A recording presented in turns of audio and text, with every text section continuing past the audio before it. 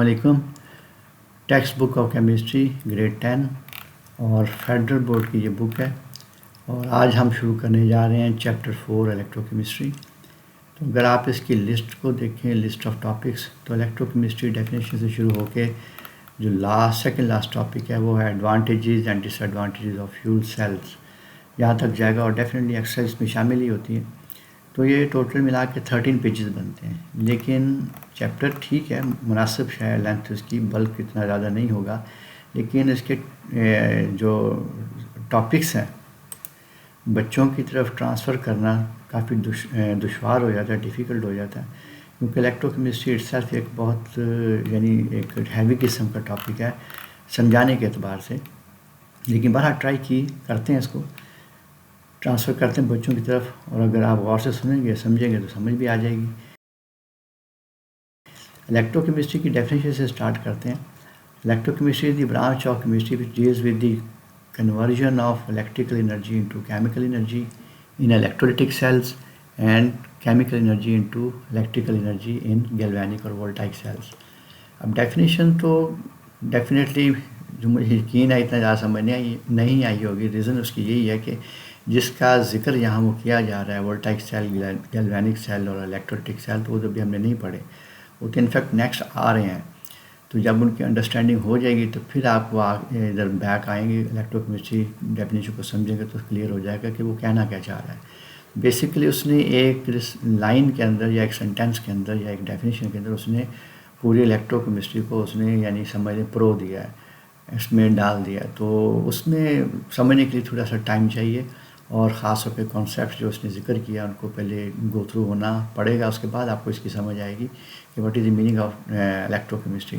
देखिए simple point सिर्फ इतना ही है कि असल में यहाँ पर दो सेल्स की बात हो रही है। तो इलेक्ट्रोलिटिक सेल्स में वो सेल्स हैं जिसके अंदर हम इलेक्ट्रिसिटी पास करके केमिकल रिएक्शन करवाते हैं, उसमें हमें इलेक्ट्रिसिटी यूज़ करनी पड़ती है। और गैल्वेनिक सेल्स जो हैं या वोल्टाइक सेल वो सेल हैं जिसमें केमिकल रिएक्शन होता है और इलेक्ट्रिसिटी हमें मिलती है। ये दो टाइप के सेल्स हैं असल में, जिसका जिक्र आगे आने वाला है। तो गैल्वेनिक सेल या वोल्टाइक सेल के केमिकल रिएक्शन के अंदर जो हमें इलेक्ट्रिसिटी मिलती है, तो इसी रेफरेंस से ये जनाब क्या डेफिनेशन है, electrochemistry the branch of chemistry which deals with the conversion of electrical energy into chemical energy. जैसे कि इलेक्ट्रोलिटिक सेल के अंदर जब आप इलेक्ट्रिसिटी पास करते हैं तो उससे हमें मुख्तलिफ किस्म के केमिकल प्रोड्यूस होते हैं, वो आगे जाके आप पढ़ेंगे। और दूसरा ये कि जब केमिकल रिएक्शन हो like galvanic cell, voltaic cell, तो उसमें हमें फिर इलेक्ट्रिसिटी मिलती है, यानी दोनों रिवर्स प्रोसेस हैं एक दूसरे के। तो इस रेफरेंस से इसे यहाँ तक ही छोड़ते हैं फ़िलहाल। तो आगे आते हैं इलेक्ट्रोकेमिकल सेल। तो इलेक्ट्रोकेमिकल सेल्स की डेफिनेशन क्या है? A device that converts chemical energy into electrical energy और vice versa is called electrochemical cell.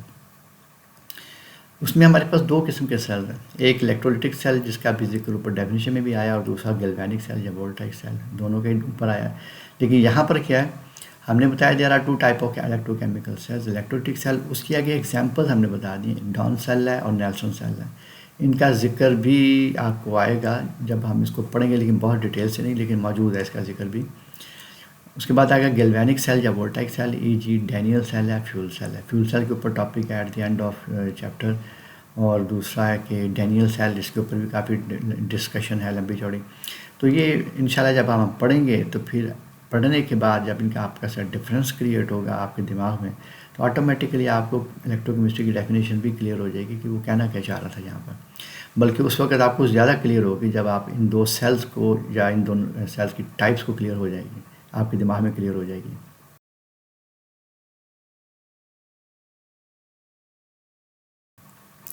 अच्छा, उसके बाद आया था इसका आपस में डिफ्रेंशिएशन। ऊपर इसमें क्वेश्चन भी है ना कि distinguish between electrolytic and voltaic cells, तो इनके दरमियान में आप डिस्टिंक्शन करें। तो डिस्टिंक्शन करने का मतलब यही होता है यूजुअली कि लाइन लगा के जितने भी आपके पास डिफरेंसेस हैं आप लिख दें। तो अगर आपने ऐसा कोई क्वेश्चन आ जाता है, फॉर एग्जांपल यहीं पर ही है, तो आप उनकी हेडिंग लगाएं, उसके बाद सबसे पहले तो डेफिनेशन को ही जगह दी जाती है। तो यहाँ पर इलेक्ट्रोलिटिक सेल के बारे में लिखा है, an electrochemical cell that uses electrical energy to derive a chemical reaction is called an electrolytic cell. यानी कि ऐसा सेल है जिसमें आप खुद इलेक्ट्रिसिटी देकर एक केमिकल रिएक्शन को डिराइव करते हैं, चलाते हैं या इलेक्ट्रिसिटी की पैसेज के वजह से वो केमिकल रिएक्शन टेक प्लेस होता है, यानी वकूअ पज़ीर होता है। जबकि गैल्वेनिक सेल में उसका बिल्कुल उल्टा है। An electrochemical cell that converts chemical energy into electricity is called a galvanic cell. यानी ये वो इलेक्ट्रोकेमिकल सेल है जिसमें हमें बिजली मिलती है due to a chemical reaction which is going on in galvanic cell, जो कि गैल्वेनिक सेल में हो रही होती है। तो ये दोनों एक दूसरे की उल्टी डेफिनेशन है। अब इनके आपस के पॉइंट्स पढ़ लेते हैं। In this cell current is use to drive a chemical reaction, ये डेफिनेशन के अंदर हमने समझ ली बात। जबकि उसके अपोजिट है, in this cell current is produced as a result of chemical reaction, ये बात हमने ऊपर पढ़ ली, डेफिनेशन के अंदर इसे एक्सप्लेन कर लिया था। Non spontaneous oxidation reduction reaction is carried out by passing electric current.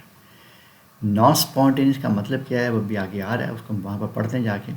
Non spontaneous oxidation reduction reaction carried out by passing electric current, यानी इलेक्ट्रिक करंट पास करेंगे तो ये ऑक्सीडेशन रिडक्शन रिएक्शन होगा, ये खुद बहुत नहीं होता, इसको करना पड़ता है, इसलिए इसे नॉन स्पॉन्टेनियस का लफ्ज़ बोला जा रहा है। जबकि अपोजिट में spontaneous oxidation reduction reaction takes place and electric current is produced. इसमें ख़ास बात क्या है कि ये रिएक्शन ऑटोमेटिक है, जैसे ही इसका कनेक्शन क्लियर होते हैं, कंप्लीट होते हैं, साथ ही इलेक्ट्रिसिटी का बहाव या पैसेज ऑफ इलेक्ट्रिसिटी स्टार्ट हो जाती है और ये ऑटोमेटिक है। इसी वजह से इसे स्पॉन्टेनियस ऑक्सीडेशन रिडक्शन रिएक्शन भी कहते हैं। Electrolysis takes place in this cell, इस सेल में जब इलेक्ट्रिसिटी आप खुद पास करते हैं इलेक्ट्रोलिटिक सेल में, तो जो रिएक्शन हो रहा होता है उस पूरे प्रोसेस को हम इलेक्ट्रोलिसिस कहते हैं। ये भी डिटेल से आपने पढ़ना है अभी। Electric conduction takes place in this cell, इसमें इलेक्ट्रिक कंडक्शन हो रही होती है, यानी इलेक्ट्रिसिटी का पैसेज हो रहा होता है, इलेक्ट्रिसिटी गुजर रही होती है। एग्जाम्पल इसकी इलेक्ट्रोलिटिक सेल की और गैल्वेनिक सेल की वही हैं जो ऊपर लिखी हुई थी, उन्हीं को टेबल के अंदर एंड पे एग्जाम्पल के तौर पे लिख दिया। Down cell and Nelson cell in case of electrolytic cell, और डैनियल सेल और fuel cell in case of galvanic cell या वोल्टाइक सेल।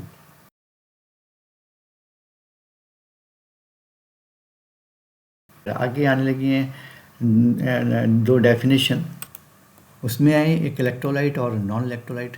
इलेक्ट्रोलाइट और नॉन इलेक्ट्रोलाइट को समझने के लिए अगर हम अपने बोर्ड के ऊपर चले जाएं, हमारे पास असल में दो टाइप के कंपाउंड हैं जो कि हमने पढ़े हुए हैं प्रीवियस क्लासेस में। एक है आयनिक कंपाउंड्स और एक है कोवलेंट कंपाउंड्स। मैं दोनों को साइड पे यानी एक दूसरे के मुकाबले लिख लेता हूँ, कोवलेंट कंपाउंड्स,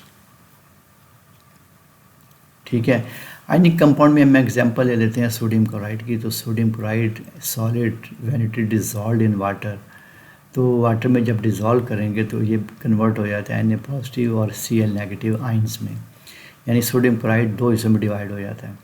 सिमिलरली अगर आप चाहें तो हाइड्रोक्लोरिक एसिड की एग्जांपल भी ले सकते हैं। Hydrochloric acid definitely liquid state में होता है और सॉरी गैसियस स्टेट में होता है, तो आप इसे यहाँ पर लिख सकते हैं गैसियस स्टेट, और when it dissolve in water definitely इसके साथ aqueous, aqueous mean in water. Similarly, it is also written in water, Cl negative also written in water। तो इस तरह ये आयन में डिवाइड हो जाता है। सिमिलरली अगर लास्ट एग्जांपल ले लें सोडियम हाइड्रोक्साइड की, विच इज़ बेसिकली अगर आप इन सबको चेक करें, पहली साल्ट की एग्जांपल है, दूसरी एसिड की एग्जांपल है, थर्ड आपके पास बेस की एग्जांपल है। तो यहाँ पर भी आप इसको जब डिज़ोल्व करेंगे इन वाटर तो it will give us sodium positive and OH negative ion.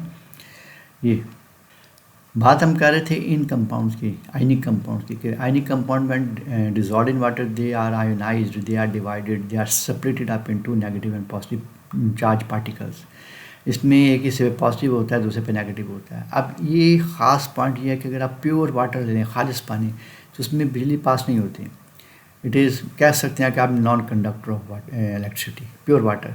But as soon as we add some electrolyte like this, sodium chloride, hydrochloric acid, sodium hydroxide in water, pure water, then it can conduct electricity। और electricity उसमें से पास होना शुरू हो जाती है। और electricity की पास होने की वजह sodium positive and Cl negative या H पॉजिटिव Cl नेगेटिव या सोडियम पॉजिटिव OH नेगेटिव की वजह, इन आइंस की वजह से होती है। अगर ये आइंस नहीं होंगे तो इलेक्ट्रिसिटी पास भी नहीं होगी। सिमिलरली अगर हम बात करें अपोजिटली, हमारे पास है C6H12O6, एक एग्जांपल ये ले लेते हैं। दूसरी हमारे पास है फॉर एग्जांपल बेंजीन है, बेंजीन C6H6। जब आप इसको वाटर में डिज़ोल्व करेंगे, ग्लूकोज बड़े आराम से वाटर में डिज़ोल्व हो जाता है, लेकिन ये आयनिक कंपाउंड की तरह नेगेटिव पॉजिटिव चार्ज पार्टिकल में डिवाइड नहीं होगा। आप कार्बन पॉजिटिव एच पॉजिटिव वो नेगेटिव नहीं लिख सकते, पॉसिबल नहीं है। इसमें मालिक्यूल के अंदर जो एटम है वो एक दूसरे के से अलग नहीं होते, नेगेटिव पॉजिटिव चार्ज पार्टिकल में कन्वर्ट नहीं होते। जब वो कन्वर्ट नहीं होंगे तो उसमें से अगर आप बिजली पास करने की कोशिश करेंगे उस सोल्यूशन में, यानी उस पानी के अंदर जिसमें ग्लूकोज डाला हुआ है या बेंजीन डाली हुई है, तो वो इलेक्ट्रिसिटी कंडक्ट नहीं कर पाएगा। तो इसका मतलब हुआ कि इलेक्ट्रिसिटी कंडक्शन की रीज़न सिर्फ ये आइंस हैं। अगर ये आइंस नहीं होंगे तो इलेक्ट्रिसिटी कंडक्ट नहीं होगी। इसी की बेस के ऊपर हमारी डेफिनेशन है जनाब, आगे चल के देखते हैं। तो ये आ गया हमारे पास है, substance that conduct electricity when it is dissolved in water और in molten state is called electrolyte. Molten state की भी बात कर रहे हैं, तो मोल्टन स्टेट का मतलब क्या है उसको भी समझ लेते हैं। मोल्टन स्टेट को समझने के लिए अगर हम थोड़ा सा जाएं back once again on our working area, तो ये भी हम पढ़ रहे थे sodium chloride hydrochloric acid sodium hydroxide.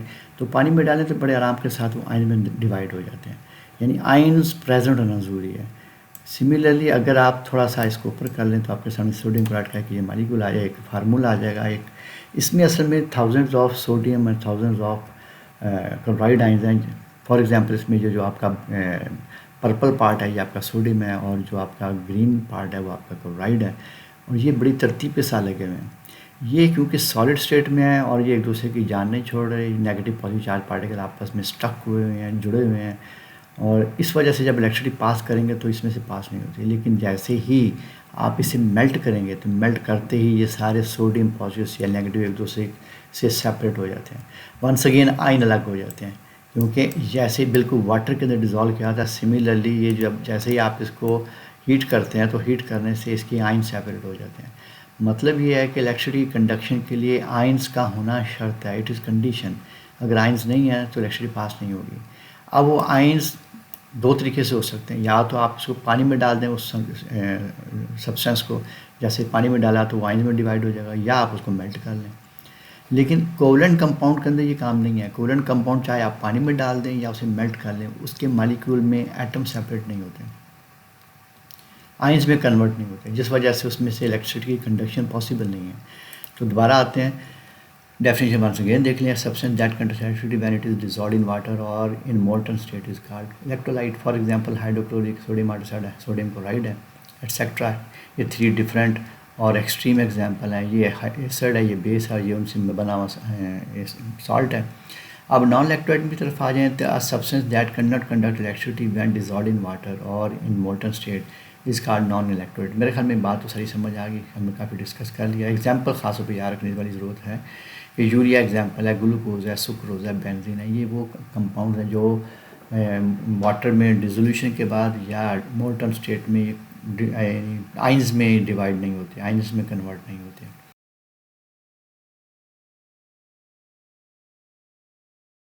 अच्छा, spontaneous and non spontaneous process आ गया। तो डेफिनेशन पढ़ने से पहले अगर हम इसकी कुछ देख लें स्लाइड्स तो मुनासिब रहेगा। स्पॉन्टेनियस प्रोसेस ये है जनाब, हमारे पास कुछ तीन एग्जांपल हमारे सामने। इसमें इस वक्त जो फर्स्ट एग्जांपल ये नज़र आ रही है जिसमें एक स्क्रू है, बिल्कुल तरोताज़ा है, ब्रांड न्यू है, लेकिन इसके मुकाबले में जो रखा हुआ है वो रस्टेड है, रस्ट आउट हो चुका है, ख़राब हो चुका है और ख़राब हुआ जा रहा है। तो इनफैक्ट लोहे की बनी हुई कोई भी चीज़ हो, when it is placed in atmosphere, तो होगा क्या है, it will start rusting and finally destroyed, ख़त्म हो जाती है। तो ये जो प्रोसेस है रस्टिंग का, ये ऑटोमेटिक है, इसे आप नहीं कर सकते और आप इसे रोक भी नहीं सकते। हाँ, स्लो कर सकते हैं, रोक नहीं सकते। सिमिलरली ये सेब की एग्जांपल है, तो सेब, कटा हुआ सेब जो है, इसका एक पार्ट आपको ब्राउन सा नज़र आ रहा है, तो सेब काटने के बाद उसका पार्ट जो है वो ब्राउन अंश हो जाता है एटमॉस्फेरिक इफेक्ट से। तो इस प्रोसेस को भी आप नहीं रोक सकते, ये भी ऑटोमेटिक है, स्पॉन्टेनियस है। सिमिलरली वाटर की जो मूवमेंट है फ्रॉम माउंटेन्स टू ग्राउंड, यानी आप पहाड़ों से ज़मीनी इलाके की तरफ पानी का जो बहाव है, जैसे आप दरिया की शे में आप जानते हैं, तो ये जो सारा प्रोसेस है ये भी एक स्पॉन्टेनियस प्रोसेस है, इसको आप रोक नहीं सकते और इसे आप ख़ुद शुरू नहीं कर सकते, ये ऑटोमेटिक होता है, ये चलता रहता है। ठीक है, अब इसको पढ़ने के बाद हम चलते हैं नॉन स्पॉन्टेनियस की तरफ। तो नॉन स्पॉन्टेनियस के लिए हमारे पास जो एग्जांपल है वो जनाब आ गई, ये सिंपलेस्ट एग्जांपल यही है कि पानी है, यहाँ पर ग्राउंड रिजर्वायर है, आपने इसको बिल्डिंग के ऊपर लेकर जाना है इस टैंक में, और ऊपर ले जाने के बाद ले जाते क्यों है, ताकि जो नीचे फ्लैट्स हैं वो उस वाटर को यूज़ कर सकें। और वाटर तो डेफिनेटली आप कहेंगे नीचे वाला पानी भी यूज़ हो सकता है, तो ऊपर ले जाकर यूज़ करने की क्या वजह है। तो ऊपर सिर्फ इसलिए ले जाते हैं कि उसमें एक पोटेंशियल एनर्जी क्रिएट हो जाए। जब वो पोटेंशियल एनर्जी क्रिएट होगी तो इसमें फिर नीचे जितने भी फ्लैट्स हैं उसके अंदर उनको एक यानी प्रेशर के साथ पानी मिल जाता है। अदरवाइज़ नीचे से ऊपर की तरफ मुख्तलिफ फ्लैट्स में पानी आप नहीं चढ़ा ले जा सकते, पॉसिबल नहीं। पानी का फ्लो नीचे से ऊपर नहीं होता, ऊपर से नीचे ज़रूर होता है। तो यहाँ पर आपने पंप लगाया, तभी पानी का जो प्रेशर यानी अमाउंट है यहाँ से आपने ट्रांसफ़र करके टैंक की तरफ ले गए। तो ये बेसिकली स्पॉन्टेनियस नहीं, ये नॉन स्पॉन्टेनियस प्रोसेस कर रहे हैं आप। यानी आप उसकी जो ख्वाहिश है वाटर की कि वो ऊपर से ऊंचाई से नीचे की तरफ मूव करे, आपने उसको रिवर्स करके इसको उठा के ऊपर ले गए हैं। लेकिन वो ख्वाहिश अभी भी वाटर के अंदर मौजूद है। जैसे ही आप अंदर मौजूद हैं यानी फ्लैट्स के अंदर, जब आप उसका पानी का टैप खोलते हैं तो पानी फ़ौरन टैंक से निकल के वो बाहर निकलने की कोशिश कर रहा होता है। तो बेसिकली हमने उसको एक पोटेंशियल एनर्जी दी हुई ताकि हम अपने यूज़ के लिए पानी को यानी अपने इस्तेमालात के लिए पानी को यहाँ से यानी यूज़ कर सकें। तो यहाँ तक कर लिया हमने जनाब स्पॉन्टेनियस नॉन स्पॉन्टेनियस प्रोसेसेस को देख लिया। अब जाके इसकी डेफिनेशन को चेक करते हैं कि ये क्या लिखा हुआ है इसके अंदर। तो डेफिनेशन आ गई हमारे पास ये वाली कि फिजिकल और chemical change that occurs by itself is called spontaneous process. अगर आप थोड़ी देर के फिर वापस जाएं तो यहाँ पर हमने ये पढ़ा, ये वाला जो है केमिकल प्रोसेस है ये, जिसमें कन्वर्ट हो रहा है Fe into Fe2O3, यानी एक बाकायदा केमिकल रिएक्शन हो रहा है। यहाँ पर भी केमिकल रिएक्शन हो रहा है सेब की सरफेस के ऊपर। डेफिनेटली हमें नॉर्मल लोगों को तो नहीं पता होता ये क्या हो रहा है, लेकिन एक केमिस्ट जानता है कि कौन से केमिकल रिएक्शन हो रहे हैं यहाँ पर। लेकिन ये जो पानी की मूवमेंट है फ्रॉम हाइट्स टू ग्राउंड, ये कोई केमिकल चेंज नहीं, ये जस्ट एक फिजिकल चेंज है। पानी की मूवमेंट हो रही है बस, इससे ज़्यादा कुछ भी नहीं इसमें। पानी के फार्मूला में कोई चेंज नहीं, पानी का फार्मूला H2O ही रहेगा, चाहे वो पहाड़ों के ऊपर हो या वो ग्राउंड पर आ जाए पानी दरिया की शेप में, तो भी वो H2O ही रहेगा। तो यहाँ पर आते हैं दोबारा वापस आते हैं अपनी डेफिनेशन की तरफ। तो ये पढ़ने के बाद spontaneous process do not require a source of energy to make them happen, यानी किसी सोर्स ऑफ एनर्जी की ज़रूरत नहीं है कि उनको चलाया जा सके। For example rusting of iron है, flow of electron in galvanic cell. Galvanic cell में जो इलेक्ट्रॉन का फ्लो है वो ऑटोमेटिक होता है, उसको आप यानी ज़रूरत नहीं होती आपकी या मेरी। Flow of water from a higher level to lower level, ये तीनों जो एग्जाम्पल हैं ये स्पॉन्टेनियस की हैं। अब आ जाएगी डेफिनेशन नॉन स्पॉन्टेनियस प्रोसेस की, या फिजिकल और chemical change that cannot occur by itself is called non spontaneous process, यानी ऐसा प्रोसेस जो खुद बहुत ना हो सके बल्कि उसे आपको करना पड़े, कोई एनर्जी स्पेंड करनी पड़े, तो हम कहते हैं कि ये नॉन स्पॉन्टेनियस है। Non spontaneous process requires a source of energy, अभी कंटिन्यूस सोर्स की ज़रूरत पड़ती है हमें उसको परफॉर्म करने के लिए। अच्छा, नॉन स्पॉन्टेनियस प्रोसेस की ये एग्जांपल आपके सामने है जिसमें पंप की ज़रूरत पड़ती है पानी को नीचे से ऊपर ले जाने के लिए। ये जब तक एनर्जी आप स्पेंड नहीं करेंगे in the form of pump definitely with the help of electricity move करेगा और वो पानी को यहाँ से उठा के ऊपर ले जाएगा। तो ये हमें एनर्जी की कांस्टेंट सप्लाई की ज़रूरत होगी। जब वो टैंक क्लोज भर जाएगा पानी से तो फिर डेफिनेटली हम उसे स्टॉप कर देते हैं। और ये प्रोसेस तो बच्चों ने देखा मैनी टाइम, तो बैग जाते हैं अपने इधर। तो non spontaneous process required source of energy to make them happen, यानी उन्हें करने के लिए एक हमें कांस्टेंट एनर्जी और सोर्स चाहिए। अब उसकी एग्जांपल यही है, for example water cannot flow from a lower level to higher level but it can be done only by using a pump. Pump के अलावा आप पानी को नीचे से ऊपर नहीं चढ़ा सकते हाइट के ऊपर, तो उसके लिए we have to use pump, और पंप डेफिनेटली इलेक्ट्रिसिटी से चलता है, यानी एनर्जी हमें लगानी पड़ती है उसके ऊपर।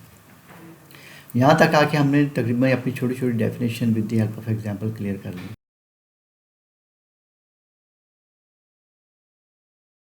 टॉपिक आ गया electrolytic cell used for electrolysis, और simply you can say electrolytic cells.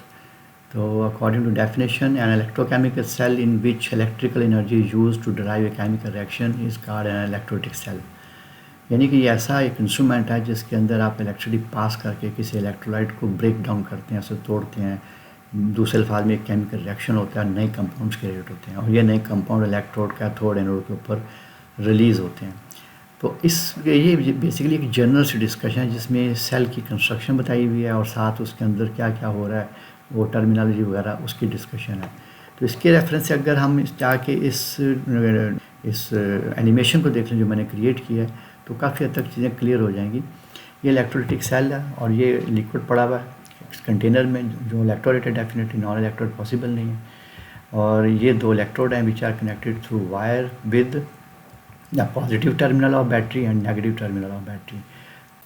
तो जो पॉजिटिव है उसको हम कह देते हैं ये आपके पास है एनोड, और एनोड के साथ जो कनेक्टेड इलेक्ट्रोड है उसको इसी रेफरेंस से फिर एनोड कह दिया जाता है। और नेगेटिव टर्मिनल ऑफ बैटरी को कैथोड कहते हैं और उससे से जो अटैच है इलेक्ट्रोड वो कैथोड हो गया। ठीक है, अब ये हमारे पास एक जनरल साल्ट है MX। M मीन्स मेटल और X मीन उसके साथ अटैच कोई भी non metal. For example sodium chloride है तो सोडियम यानी M सोडियम कहलाएगा और जो क्लोरीन है वो X हो जाएगा। And when it is ionised तो M पॉजिटिव है और X नेगेटिव। ये जनरल रिएक्शन है, जनरल एक आयोनाइजेशन है। और कीप इन माइंड कि यहाँ पर हम वाटर के रेफरेंस से नहीं, सिंपली आप समझ लें कि इसे it is in molten state, तो मोल्टन स्टेट के अंदर है।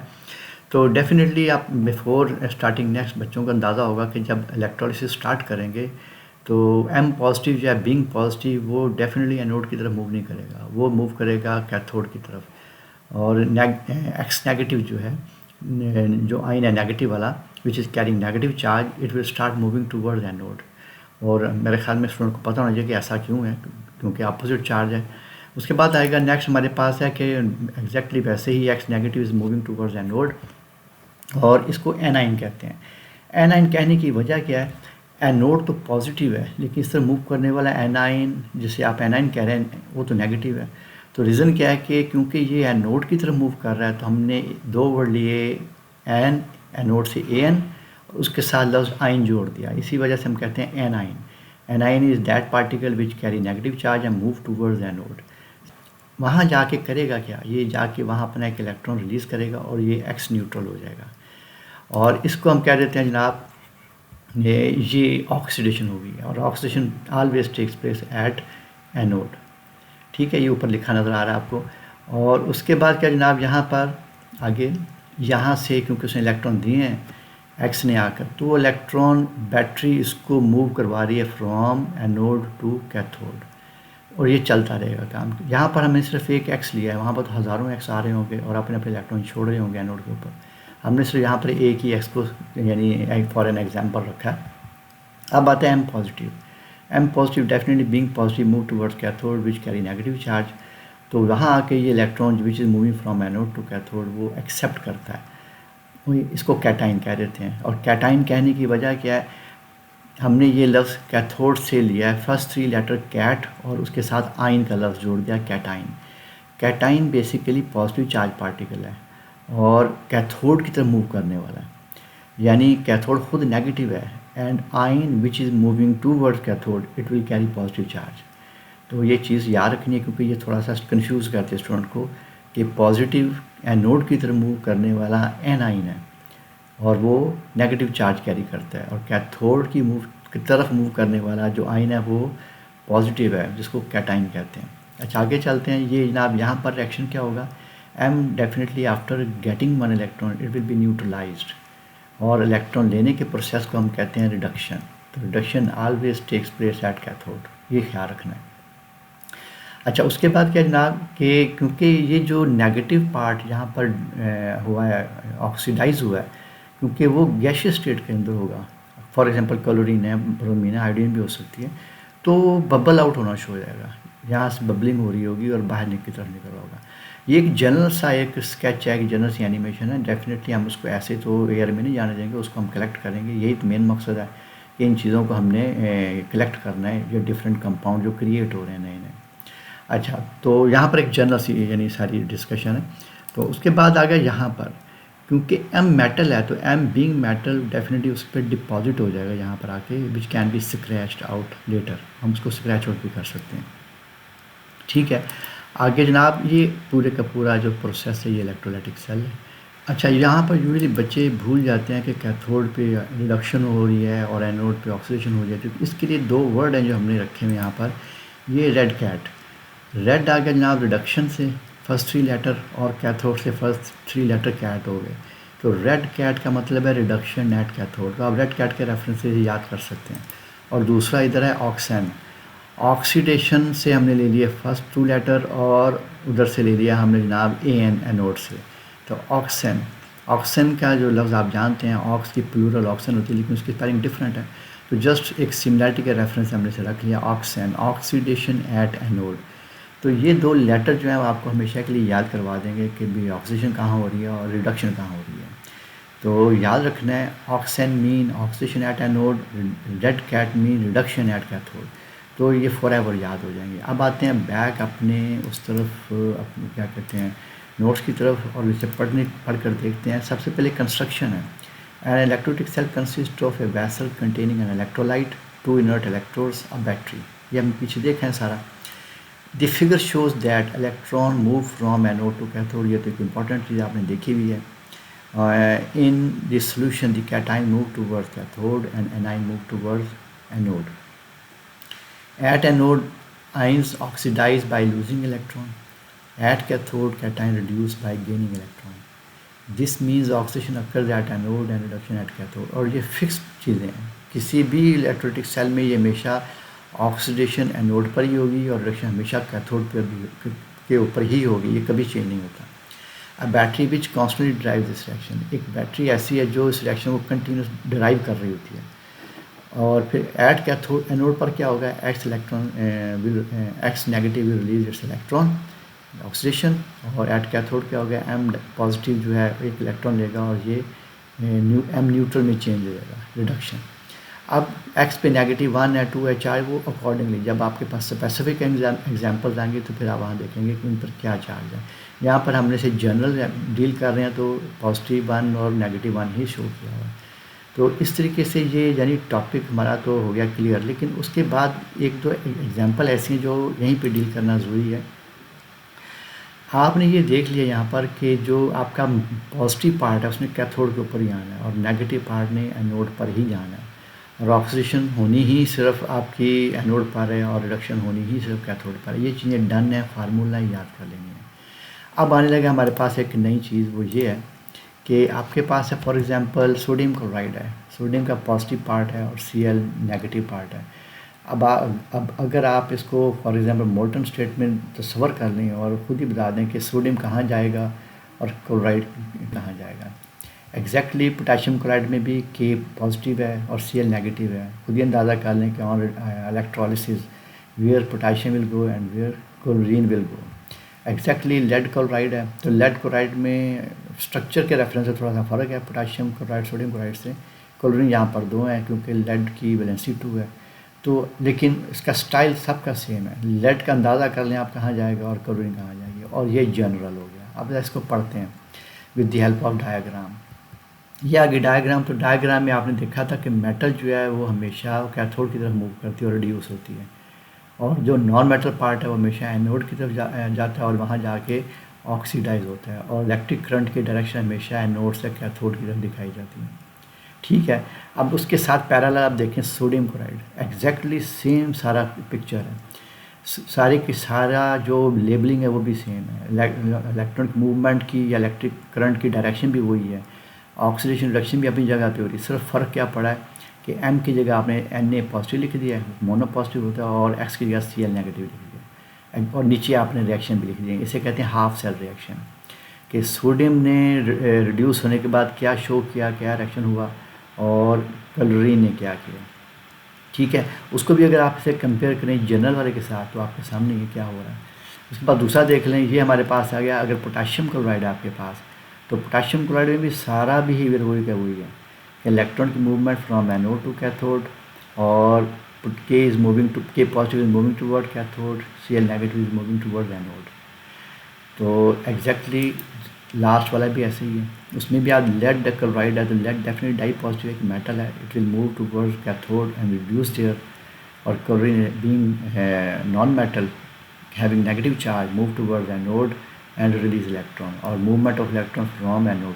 तो ये चारों की चारों जो एग्जांपल्स हैं ये आपके नोट्स में भी मौजूद हैं, और वो पूछा भी यही हुआ चीज़ें। मतलब मैं अभी आपको दिखाता हूँ, चेक करें ज़रा। ये आ गया आपके पास। वो कह रहे हैं कि sketch an electrolytic cell for the electrolysis of potassium chloride. तो आपने ये वाला जनरल तो याद रखना है हमेशा के लिए, और उसके रेफरेंस से आपने ये दुख शुरू कर दिया। आपने फ़र्क क्या किया, मैं इसको थोड़ा सा जूम आउट करता हूँ, तो जूम आउट करने के बाद थोड़ा सा क्लियर हो जाएगा। अब इसमें आपने किया कि आपने सिर्फ इसको एक्स और एक्स नेगेटिव और एम पॉजिटिव की जगह आपने पर्टिकुलर लाइन लिख दी है, के पॉजिटिव और सी एल नेगेटिव, बाकी सारी डायग्राम ऐसी की वैसी है। फिर आ जाए आप सोडियम क्लोराइड के अंदर, सोडियम क्लोराइड की सारी डायग्राम भी वैसी है। उसमें क्या लिखा हुआ क्वेश्चन, स्केच चाहिए आपका, असेसमेंट एक्सरसाइज 4.1 में sketch is simple representation of electrolytic cell for electrolysis of fused sodium chloride, indicate the direction of flow of electron identified anode and cathode. तो इसमें कोई मेरे ख्याल में ऐसी कोई लंबी चौड़ी प्रॉब्लम नहीं है, आप अगर ये जनरल याद कर लेंगे तो यू कैन ट्राई एनी। तो इस तरीके से ये हमारा टॉपिक ख़त्म हो गया।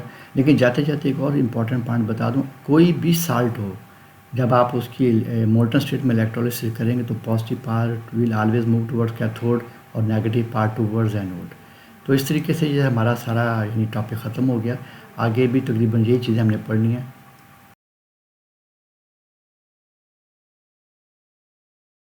आती है डेफिनेशन इलेक्ट्रोलिसिस की।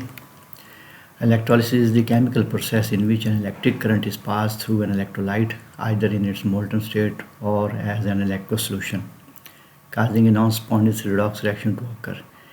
यानी कि ऐसा प्रोसेस है जिसमें एक इलेक्ट्रोलाइट, चाहे वो मोल्टन स्टेट में हो या पानी के अंदर से डिज़ोल्व किया हो, जब उसमें इलेक्ट्रिसिटी पास की जाती है तो एक रिएक्शन कैरी आउट होता है। ये जो केमिकल प्रोसेस है वो खुद नॉन स्पॉन्टेनियस है, लेकिन बिजली की पास होने की वजह से वो कैरी आउट होता है। इसको इलेक्ट्रोलिसिस कहते हैं। और इलेक्ट्रोलिसिस की ये पॉइंट हम काफ़ी हद तक ऊपर इस टॉपिक के अंदर under the general discussion of electrolytic cell ये हम कर चुके हैं।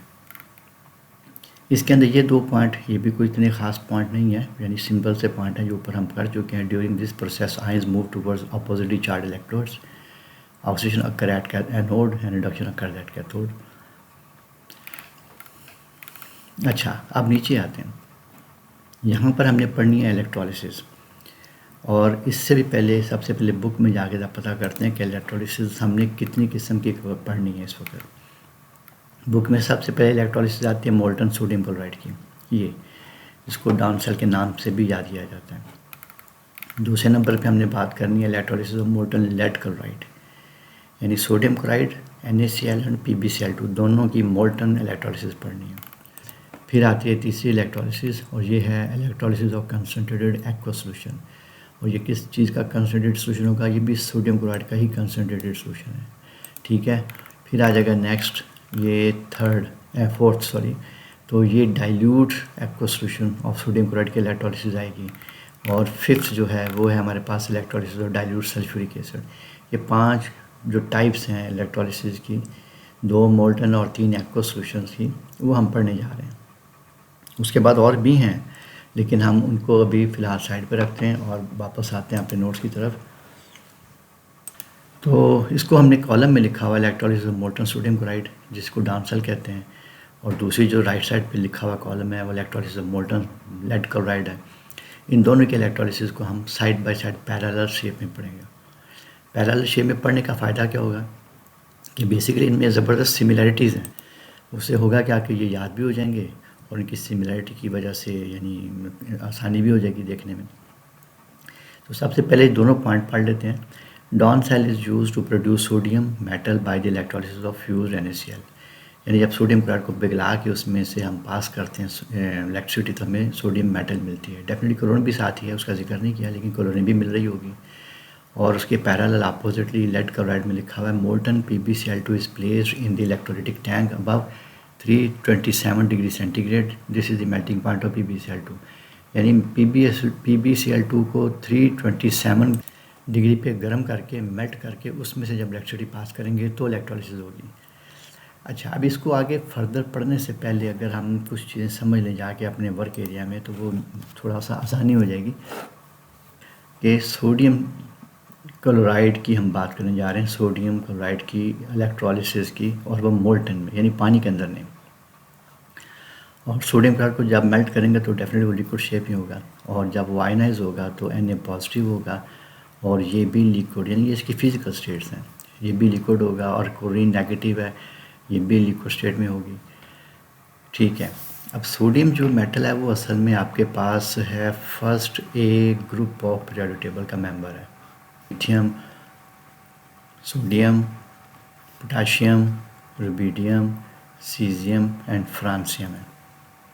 ठीक है, तो जब आएंगे आप सेवन्थ ग्रुप में, तो सेवन्थ ग्रुप के जो मेंबर्स हैं वो भी याद होंगे आपको, वो हैं सेवन्थ ए के, ये आपके पास फ्लोरीन है, क्लोरीन है, ब्रोमीन है, आयोडीन है, एस्टाटीन की हम बात नहीं करते, फ्लोरीन, क्लोरीन, ब्रोमीन, आयोडीन, ये हैलोजन्स हैं। ये सारी नॉन मेटल हैं, फ्लोरीन गैस है, क्लोरीन गैस है, ब्रोमीन लिक्विड शेप में यानी मिलती है हमें, और आयोडीन सॉलिड है, सेमी सॉलिड सी एक सब्सटेंस है। Lithium, sodium, potassium, rubidium, caesium, francium, सारे के सारे मेटल हैं। अच्छा, ये मैंने इसलिए लिखा कि आपको अंदाज़ा हो जाए कि ये सारे मेटल हैं, 1A वाले, और ये सारे नॉन मेटल हैं। सोडियम क्लोराइड भी बेसिकली सोडियम फ्रॉम 1A और क्लोरीन फ्रॉम 7A के मेंबर से मिलकर बना हुआ है। और मेरे ख्याल में स्टूडेंट को सबको याद होगा, एक छोटी सी बात यहाँ बताने जा रहा हूँ। ये सब ने पढ़ा हुआ कि सोडियम क्लोराइड जब बनता है तो सोडियम से एक इलेक्ट्रॉन निकल कर क्लोरीन की तरफ जाता है, जिससे सोडियम क्लोराइड बन जाता है। सोडियम पॉजिटिव बन जाता है, क्लोरीन नेगेटिव बन जाता है, और ये दोनों नेगेटिव पॉजिटिव होने की वजह से आपस में अटैच हो जाते हैं, और ये आयनिक कंपाउंड बनता है। ये आयनिक कंपाउंड बॉन्डिंग के चैप्टर में स्टूडेंट ने पढ़ा हुआ 9th क्लास में। ये एक स्पॉन्टेनियस रिएक्शन है, ज़बरदस्त ऑटोमेटिकली परफॉर्म होगा।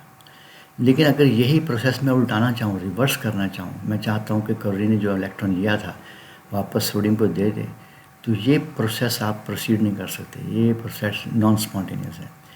ये जो यानी रिवर्सल ऑफ इलेक्ट्रॉन है from chloride ion back into sodium positive ion, ताकि वो दोनों न्यूट्रल हो जाएं, तो ये आप यानी नेचर में ये पॉसिबल नहीं है। ये एक इरिवर्सिबल रिएक्शन है, और इरिवर्सिबल प्रोसेस है, नॉन स्पॉन्टेनियस प्रोसेस है। लेकिन इस प्रोसेस को हम कर सकते हैं बाईपासिंग इलेक्ट्रिसिटी।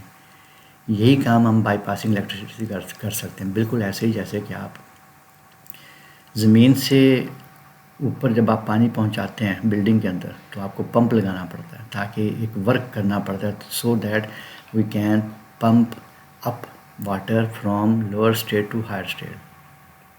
सिमिलरली यहाँ पर आपको क्लोराइड से इलेक्ट्रॉन वापस सोडियम की तरफ भेजने के लिए आपको इलेक्ट्रिसिटी की ज़रूरत पड़ेगी, इसी को इलेक्ट्रोलिसिस कह रहे थे। अच्छा, तो इस केस के लिए पढ़ाने के बाद, समझाने के बाद, मैं अब थोड़ा सा बैक आता हूँ इधर। ये चीज़ मैंने समझानी से समझा दी। अब नेक्स्ट आते हैं कि हम बात कर रहे थे सोडियम और सोडियम क्लोराइड की, जिसमें सोडियम पॉजिटिव और Cl नेगेटिव बन जाता है। अब जब हम इसमें से इलेक्ट्रिसिटी पास करेंगे तो सोडियम कहाँ जाएगा और क्लोरीन कहाँ जाएगा, इसको हमने बड़ी तरतीब के साथ पढ़ा है। वो जो जनरल आपने रिएक्शन पढ़ा था, इसमें होगा क्या कि जब आप इसको मैं जनरल से यहाँ पर बना लेता हूँ स्केच सा, तो ये आपके पास आ गया, एक दो इलेक्ट्रोड्स हैं, और ये अभी सिर्फ इलेक्ट्रोड्स हैं, कोई नेगेटिव पॉजिटिव सेंस नहीं है इसके अंदर, तो सिर्फ इलेक्ट्रोड ही कहलाएंगे। तो जैसे ही आप इसके ये साथ नेगेटिव पॉजिटिव से अटैच कर देते हैं, तो ये आपके पास कैथोड बन जाएगा, और दूसरा जो आपके पास एनोड बन जाएगा, एनोड। तो उसमें होगा क्या कि सोडियम पॉजिटिव बीइंग पॉजिटिव ये मूव करेगा, ये नेगेटिव की तरफ मूव करेगा, और क्लोराइड नेगेटिव जो है वो पॉजिटिव की तरफ मूव करेगा। ये देखिए जनरल सा स्केच है जो हमने पढ़ा था।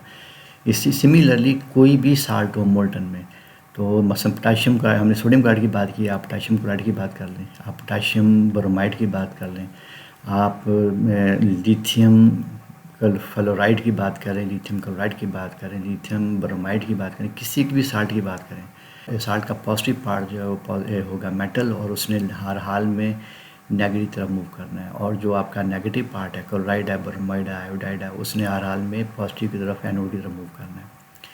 तो ये एक जनरल सा स्केच था सारा।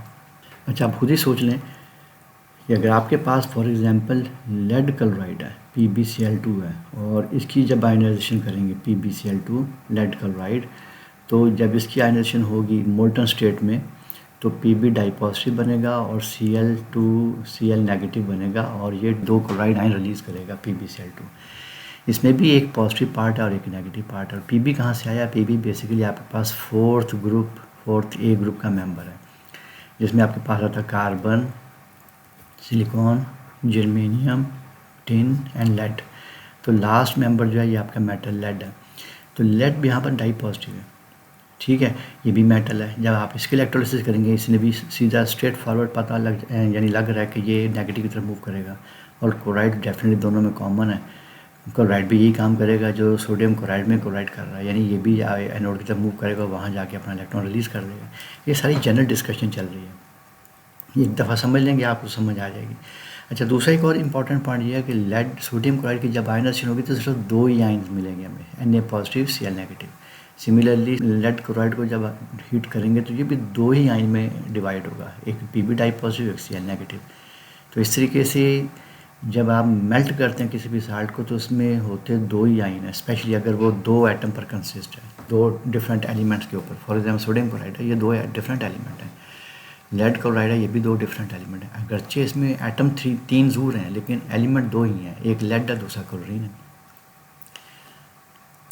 अब चलते हैं अपने नोट्स की तरफ और वहाँ जाके इसको स्टडी करते हैं।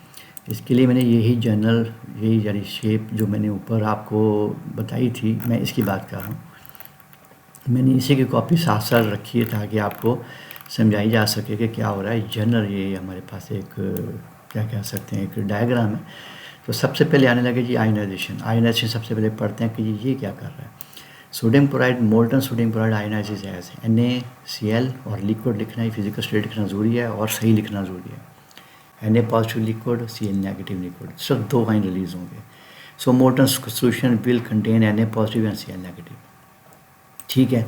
तो अब जरा आप इधर पढ़ लें, लेड क्लोराइड में क्या हो रहा है। लेड क्लोराइड में क्या ionises as PbCl2 liquid, double headed arrow Pb di positive liquid and 2 Cl negative liquid. ये भी 2 आयन प्रोड्यूस कर रहा है। आप नंबर ऑफ आयन की तरफ बात ना करें, इसमें 2 क्लोरीन है और 1 लेड है, 3 है जिसमें आयन है, लेकिन जो एलिमेंट हैं वो 2 ही हैं, एक लेड और एक क्लोराइड है, ठीक है। अब बात है जी कैथोड एनोड का क्या चक्करबाजी है कि इसमें ये जो मटेरियल है, ये वाला कैथोड और एनोड, कैथोड और ये एनोड, इसका मटेरियल कौन डिसाइड करेगा। ये मटेरियल यहाँ पर डिसाइड बेसिकली वही डिसाइड करते हैं जो इसमें ये रिएक्शन कैरी आउट कर रहे होते हैं। जो साइंटिस्ट इन रिएक्शंस को यानी डिस्क्राइब करते हैं, उसको कैरी आउट करते हैं, वही बताते हैं कि इसमें कौन सा मटेरियल यूज़ हुआ एनोड का, कौन सा कैथोड का। यहाँ पर सोडियम क्लोराइड की इलेक्ट्रोलिसिस के अंदर आयरन यूज़ होगा कैथोड, और एनोड जो होगा that is made of carbon. और कार्बन क्या है, ग्रेफाइट। कार्बन के कई एलोट्रोपिक फॉर्म्स हैं, उसमें आपके पास कार्बन कोयला भी है, उसमें आपके पास कार्बन बक्की बॉल भी हैं, कार्बन नैनो ट्यूब्स भी हैं, फिर उसके बाद आपके पास डायमंड भी है। तो नंबर ऑफ कार्बन है, इसलिए मुझे सी के साथ ग्रेफाइट लिखना पड़ा, कहीं बच्चा किसी और समझ यानी तरफ ना चला जाए कि मैं कार्बन का मतलब कहीं डायमंड तो नहीं, तो इसलिए ग्रेफाइट लिखना पड़ा। और दूसरी इंपॉर्टेंट पॉइंट ये कि ये एलोट्रोपिक फॉर्म जितनी भी है कार्बन की, उसमें सिर्फ एक ही कार्बन जो है कंडक्टर है, और वो है ग्रेफाइट। एक ही फॉर्म कंडक्टर किया, वो ग्रेफाइट की है, बाकी सारी नॉन कंडक्टर फॉर्म है। अच्छा, तो इसमें आ जाए। तो जब आप करेंगे लेड क्लोराइड के अंदर करेंगे इसकी इलेक्ट्रोलिसिस, तो उसमें जो हमारे पास एनोड और कैथोड के जो मटेरियल होंगे, कैथोड प्लेटिनम और ग्रेफाइट हो सकता है, और एनोड भी प्लेटिनम और ग्रेफाइट दोनों ही यूज़ हो सकते हैं। फिर वही बात कि ये डिसाइड कौन करेगा, इसमें डिसीजन आपका और मेरा नहीं है, ये बेसिकली वो यानी प्रैक्टिकली जो वर्क कर रहे होते हैं साइंटिस्ट इन चीज़ों के ऊपर, वो डिसाइड करते हैं कि कौन सा मटेरियल यूज़ करना है। हमें यहाँ पर सिर्फ क्रैमिंग करनी है। अब आता है हमारे पास ऑन पासिंग इलेक्ट्रिसिटी। जब इलेक्ट्रिसिटी पास करेंगे तो क्या होगा, तो इलेक्ट्रिसिटी जब पास करेंगे तो होगा जनाब रिएक्शन एट कैथोड। कैथोड क्या है, reduction half reaction. Na positive ions are reduce to sodium metal. ये क्या होगा कि सोडियम मेटल जब पॉजिटिव पार्ट, अब यहाँ पर आप M पॉजिटिव और X नेगेटिव पढ़ रहे हैं, तो जस्ट लाइक फार्मूला है, आप जहाँ पॉजिटिव वहाँ आप अपना आयन यहाँ पर लगा दें, आप Na पॉजिटिव यहाँ पर फील करें, तो ये मूव करेगा टुवर्ड्स कैथोड और वहाँ जाके रिड्यूस हो जाएगा। और ये 2 क्यों लगा हुआ है उसकी वजह भी आपको थोड़ी देर तक समझ आ जाएगी। और इसको रिडक्शन हाफ सेल रिएक्शन भी कहते हैं, रिडक्शन हाफ रिएक्शन भी कहते हैं, क्योंकि ये असल में कैथोड पे आधा रिएक्शन हो रहा है, आधा होना है एनोड पर। इन दोनों को भी बाद में ऐड करते हैं, ठीक है। तो अभी हम इसको लेड वाले को अभी नहीं हम अनवील करते, फिलहाल इसी को देखते हैं, इसका सेकंड पार्ट। फिर उसके बाद इन दोनों को जाके वहाँ पर स्टडी करते हैं फर्दर हमने वर्क एरिया में। Reaction at anode, oxidation half reaction, chloride ions are oxidized to Cl2 gas. अब इसमें क्या हो रहा है, Cl negative, Cl2 plus 2 electron. ये 2 क्यों लग रहा है, इसी बात को हमने जाके वहाँ समझना है। अच्छा, ये दूसरा ये कि क्लोराइड जो है आप यहाँ पर X नेगेटिव की तरफ फील कर लें। ये जो क्लोराइड है यहाँ से मूव करके आएगा कहाँ पर, एनोड की तरफ, वहाँ पर जाके अपना ये जो इलेक्ट्रॉन एक्सेस है वहाँ छोड़ देगा और ऑक्सीडाइज हो जाएगा। इसीलिए ऑक्सीडेशन हमेशा एनोड पर होती है और इलेक्ट्रॉन की मूवमेंट की जो डायरेक्शन है वो भी एनोड से कैथोड की तरफ है। और मेरे ख्याल में मैंने ये दिखाया भी था डिटेल के साथ, ये आपको नज़र आ रहा होगा कि यहाँ पर क्या हो रहा है कि ये गैस निकल रही है और यहाँ से इलेक्ट्रॉन की मूवमेंट जो है एनोड से कैथोड की तरफ, आपने सारा यानी देखा हुआ इस चीज़ को जनरल इलेक्ट्रोलिसिस के अंदर। अच्छा, अब इन दोनों को जाके ज़रा थोड़ा सा इधर समझते हैं। जो क्लोराइड है हमारे पास, यहाँ से स्टार्ट करते हैं। क्लोराइड जो है बेसिकली जब जाता है एनोड पर तो वहाँ जाके अपना इलेक्ट्रॉन जो एक्स्ट्रा है वो छोड़ देते हैं।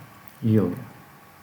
अब क्लोरीन की प्रॉपर्टी क्या है, सब बच्चों को याद है, इन्होंने पढ़ा हुआ है। हाइड्रोजन यूजली ऐसे लिखा जाता है, ऑक्सीजन ऐसे लिखा जाएगा, एंड डाइटॉमिक स्टेट में नाइट्रोजन ऐसे लिखा जाएगा, फ्लोरीन ऐसे, क्लोरीन, ब्रोमीन, आयोडीन। ये असल में एटम ऐसे हैं जिनको डाइटॉमिक स्टेट में लिखा जाता है, इसके अलावा पॉसिबल नहीं इनका लिखना। ये दो एटम जुड़ के रहते हैं तब स्टेबिलिटी इनकी क्रिएट होती है।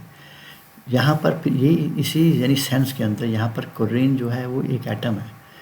क्लोरीन असल में एग्जिस्ट करता है Cl2 की शेप में, तो यहाँ पर 2 रखना पड़ेगा पाए। इसको 2 करने के लिए मैं फिर इसकी बैक पे लगाना पड़ता है जनाब, बैक पे 2 ये, ठीक है। और यहाँ पर बैक में एक क्लोराइड 1 इलेक्ट्रॉन छोड़ रहा है तो डेफिनेट 2 क्लोराइड 2 इलेक्ट्रॉन छोड़ेंगे, ये हो जाएगा। अब आपने जब इसको मल्टीप्लाई किया 2 के साथ तो आपने इसको यूँ नहीं लिखना, ये लिखना गलत है। और ऐसे ही इलेक्ट्रॉन को भी ऐसे नहीं लिखना, ये लिखना गलत है। हाँ, Cl2 को आप ऐसे लिख सकते हैं, ये इट इज़ अप्रोप्रिएट और लिखा जाता है ऐसे, ठीक है। अच्छा, उसके साथ ही आप सोडियम की तरफ भी आ जाए ज़रा, इसको मैं यहाँ से उड़ा देता हूँ, इसकी ज़रूरत नहीं फ़िलहाल। ये आपका हाफ रिएक्शन हुआ था, आधा रिएक्शन, हाफ रिएक्शन। सारी चीज़ें मैंने वहाँ नहीं लिखी हुई, इसलिए बेहतर है कोई से यहीं पर लिख लिया जाए। हाफ रिएक्शन एट एनोड, ये एनोड पर हुआ था, ठीक है। अब क्या करने लगे हैं, अब आप बाकी का हाफ रिएक्शन जो है हम इसकी तरफ करने लगे हैं। यहाँ पर हाफ रिएक्शन या हाफ सेल रिएक्शन भी लिख सकते हैं एट कैथोड। अब कैथोड पे क्या होने लगा, क्लोराइड ने एक इलेक्ट्रॉन जो रिलीज़ किया था वो बेसिकली गया किधर था, इफ़ वी गो बैक अपनी तस्वीर की तरफ, तो क्लोराइड ने यहाँ के इलेक्ट्रॉन छोड़ा था और जो बैटरी ने उसको मूवमेंट कराते हुए कैथोड पर ले गई थी, जिस इलेक्ट्रॉन को कैप्चर करने के लिए N पॉजिटिव, क्योंकि हम इस वक्त सोडियम पढ़ रहे हैं तो सोडियम इस तरफ आती है, ठीक है। तो सोडियम आके आयन जो है अपना आके इलेक्ट्रॉन कैप्चर करेगा और हो जाएगा न्यूट्रल, हो गया न्यूट्रल। लेकिन अब यहाँ पर यह है कि आपने पढ़ा कि क्लोराइड एक ने 2 क्लोराइड असल में यानी थे वहाँ पर, 2 क्लोराइड ने 2 इलेक्ट्रॉन छोड़े और जिससे Cl2 बना। तो वो जो 2 क्लोराइड थे फिर उनको आपको यहाँ पे भी तो 2 रखना पड़ेगा। ये 2 बैक पे लगाएंगे, यहाँ भी 2 बैक पे लगाएंगे और यहाँ भी 2 बैक पे लगाएंगे। या किसी जगह पे भी आगे 2 नहीं लगेगा क्योंकि ये एक मेटल है, मेटल डायटॉमिक स्टेट में नहीं रहती। आप इसे यूँ लिखेंगे तो ये गलत है, यहाँ पर आप ऐसे नहीं लिख सकते। अच्छा, तो ये 2 रिएक्शन हो गए। इसको मैं एक चीज़ और कि इसको मैं नीचे दोबारा अलग से लिखता हूँ, जैसे मैंने क्लोरीन को लिखा था।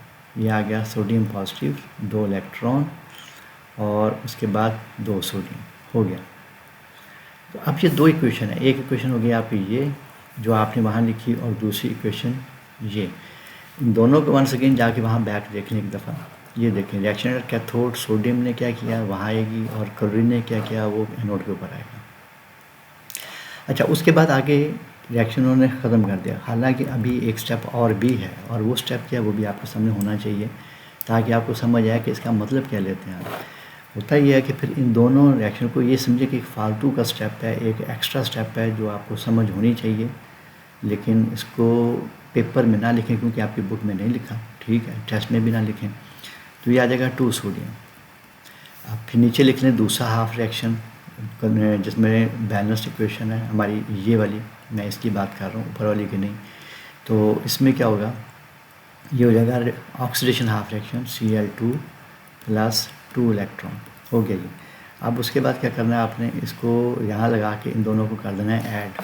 ये बेसिक एडिशन होने लगी है। इसमें होता क्या है कि ये वाला रिएक्शन, दोनों इलेक्ट्रॉन अपोजिट मौजूद हैं। ऊपर में आपके दो इलेक्ट्रॉन हैं, वो इनफैक्ट लेफ़्ट साइड पे मौजूद हैं, एरो की टेल पर। जबकि ये दो इलेक्ट्रॉन जो हैं वो एरो हेड पे मौजूद हैं। ये दोनों कट आउट हो जाते हैं। अब जो एरो टेल के ऊपर हैं रिएक्टेंट्स, उनको एक जगह जमा कर दें, 2Cl नेगेटिव, और जो एरो हेड पे मौजूद हैं उनको आप दूसरे यानी एरो हेड पे लिख दें नीचे टोटल में। ये असल में आपका टोटल रिएक्शन है, जो कि बेसिकली यहाँ पर कंप्लीट होता है। और ये टोटल रिएक्शन बेसिकली दो हाफ रिएक्शन का सम होता है, oxidation half reaction and reduction half reaction. और ये जो मैंने सिर्फ एक दफ़ा समझाया, हर जगह मैं नहीं बताऊंगा क्योंकि ये ज़रूरत नहीं, लेकिन बेहतर है बच्चे के ज़हन में हो कि ये क्या चीज़ है। इनफैक्ट यहाँ पर आके ये स्टॉप होता है। अब आ जाते हैं वापस दोबारा अपने उसी पोजीशन पर, नोट्स वाली पोजीशन पर। तो हमने यहाँ तक तो कर लिया, लेकिन मेरे ख्याल में एक लास्ट रह गया, इसको भी यहीं पे करके ख़त्म कर दें ताकि सोडियम वाली साइड ख़त्म हो जाए, सोडियम क्लोराइड वाली। प्रोडक्ट्स क्या बने हमारे पास, प्रोडक्ट्स ऑब्टेन्ड। अब डेफिनेटली आपके पास रिडक्शन हाफ रिएक्शन में सोडियम मिला था और ऑक्सीडेशन हाफ रिएक्शन में आपको क्लोरीन मिला था। तो आप लिखेंगे N A metal and Cl2 gas, इससे ज़्यादा नहीं है। अब आते हैं लेड क्लोराइड की तरफ। अब उसमें देखते हैं कि ऑन पासिंग इलेक्ट्रिसिटी क्या होगा। तो इसमें चेक करते हैं कि रिएक्शन एट कैथोड, यहाँ भी reaction at cathode, reduction of reaction, ये डेफिनेट हेडिंग सेम रहेगी क्योंकि हम बात ही दोनों तरफ पॉजिटिव पार्टिकल की कर रहे हैं। तो Na पॉजिटिव, डाई पॉजिटिव है, तो इसको 2 इलेक्ट्रॉन की ज़रूरत है क्योंकि तभी ये न्यूट्रलाइज होगा। तो 2 इलेक्ट्रॉन लेके ये Pb सॉलिड में कन्वर्ट हो जाएगा। ये रिएक्शन कोई इतना प्रॉब्लमेटिक नहीं है, इन दोनों की लैंग्वेज भी सेम है। यहाँ पर आपको सिर्फ सोडियम Na पॉजिटिव का Pb डाई पॉजिटिव को याद रखना पड़ेगा, ठीक है बात। अब आ जाता है नेक्स्ट, इधर ये आ गया reaction at anode, oxidation half reaction है, Cl negative ion are oxidise to Cl2 gas. तो इसको हमने लिखा, ये रिएक्शन और ये रिएक्शन सेम ही है, कोई इतना यानी प्रॉब्लम भी नहीं याद करने में। इसलिए मैंने इनको दोनों को रखा था आमने सामने एक दूसरे के पैरेलल, ताकि इसके जो कॉमन पॉइंट्स हैं वो आपको याद करने में आसानी हो जाए। 100% तो ये एग्जैक्टली एक दूसरे यानी सेम नहीं है, लेकिन आप उनके जो डिफरेंसेस हैं उनके मुताबिक इनको याद कर सकते हैं। अच्छा, अब आ जाएगा हमके प्रोडक्ट्स अपने नज़र ही आ रहा है, एक लेड है तो दूसरा क्लोरीन है। तो इसके लिए इसके जो प्रोडक्ट्स हैं वो भी आपके पास आ गए, Pb metal and Cl2 gas. तो इस तरीके से आपने ये पूरे का पूरा जो है टॉपिक कवर कर लिया, बल्कि एक नहीं 2 टॉपिक कवर किए।